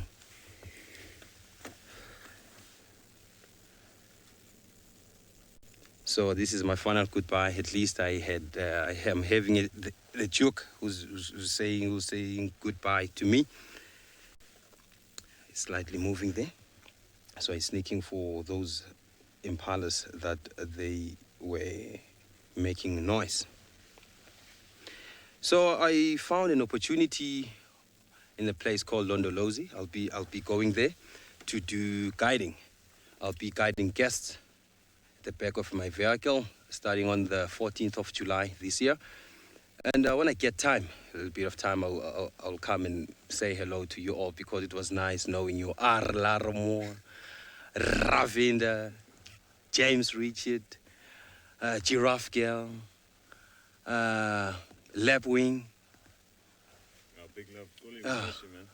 Yeah, thank you, Tavisito and Owen here. And thank you for Safari Life and Wild Earth to give me this opportunity, because it's a phenomenal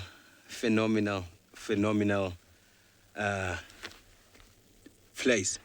I'll miss Safari Life and the rest of the crew. It was my First time in life meeting such an amazing crew, because as I always said, is that Wild Earth, when they pick an individual, when they want to hire a person, I think they look for this special person with special talent and manners and behavior. So everyone in the camp, everyone in the FC, everyone in Wild Earth, it's phenomenal, the best. So I will leave you with my favorite bird call of the day. The southern black teeth, that's my favorite one.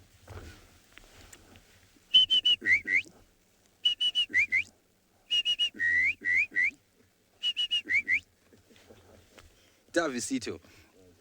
So I know I will always be part of Wild Earth and Safari Life. I'll always be my family. This is my second family. First family, it's my granny, you know, my mom, my sisters, my daughter. And my second one is this big, huge family called Wild Earth and Safari Life. So the Duke is thinking of hunting now. Hopefully he will. Lorna is saying they will miss me. Yes, definitely, I will miss you all, guys. Linda is happy that I found the Duke. Yes, my last segment, my last drive of the day. Awesome to see these beautiful roseted kids. Thank you all the viewers, because they're saying Londolozi will be happy to have me.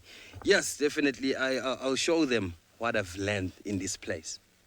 Because if you can have a chance to watch my few segments when I started here and now, I've grown. I've really grown. Remember, I wasn't comfortable when the camera pans to me, but now I can be able to look close in this lens. Yes, for sure. It's good. Thanks, Davisito. So the Duke, it looks very well. I think he was feeding some few days ago. Thank you, Al-Laramore is saying I am the best. Yes, Al-Laramore. Now, because I was part of Safari Life and Wild Earth, I can simply say I'm the best because of growth I've got here. Ellie girl, definitely I will say hi to my grandmother. Definitely, I will say hi.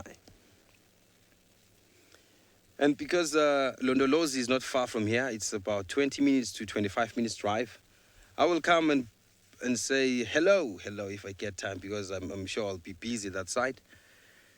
And keeping my knowledge and growth going. And thank you to James for being an uncle or malume to me. He was always tuning me all the time. I know that. Always tuning me. Tristan, yes. Jamie, to name the few. Chemops, everyone, the best. Hello, the Duke is looking at me straight. He's saying, Oli, all back. I've been with you for 7 months. Goodbye, man. Yes, definitely. I will keep an eye on Hosanna for you guys. I will, definitely. And I will send all his pictures if I get a chance to see him, because he's still nomadic, but he's always seen at this particular area. So I think that's where he will be based, and that's where he will be staying. And then if I get a chance to take a photo, I will do that, and I'll post it on my social media.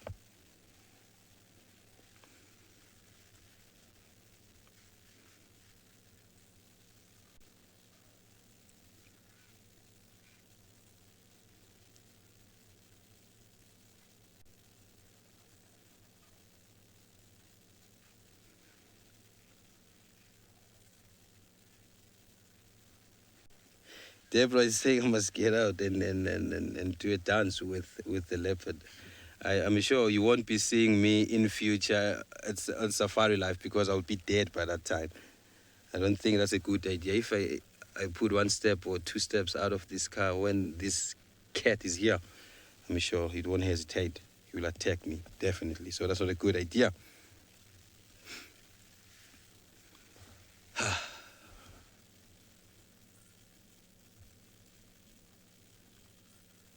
Leslie, wish you were here. Yes, for sure. It would be amazing because this cat is about six meters away from us. So, unfortunately, it's that time of the day where we have to say goodbye to you all. Thank you for your questions. Thank you for your comments. And thank you for your time. And I don't know what to say because I'm so... David, I don't think... I will see you tomorrow on the sunrise safari. Hopefully, I'll come back here. But let me just keep quiet and look at this leopard. Goodbye to you all. See you tomorrow on the sunrise drive.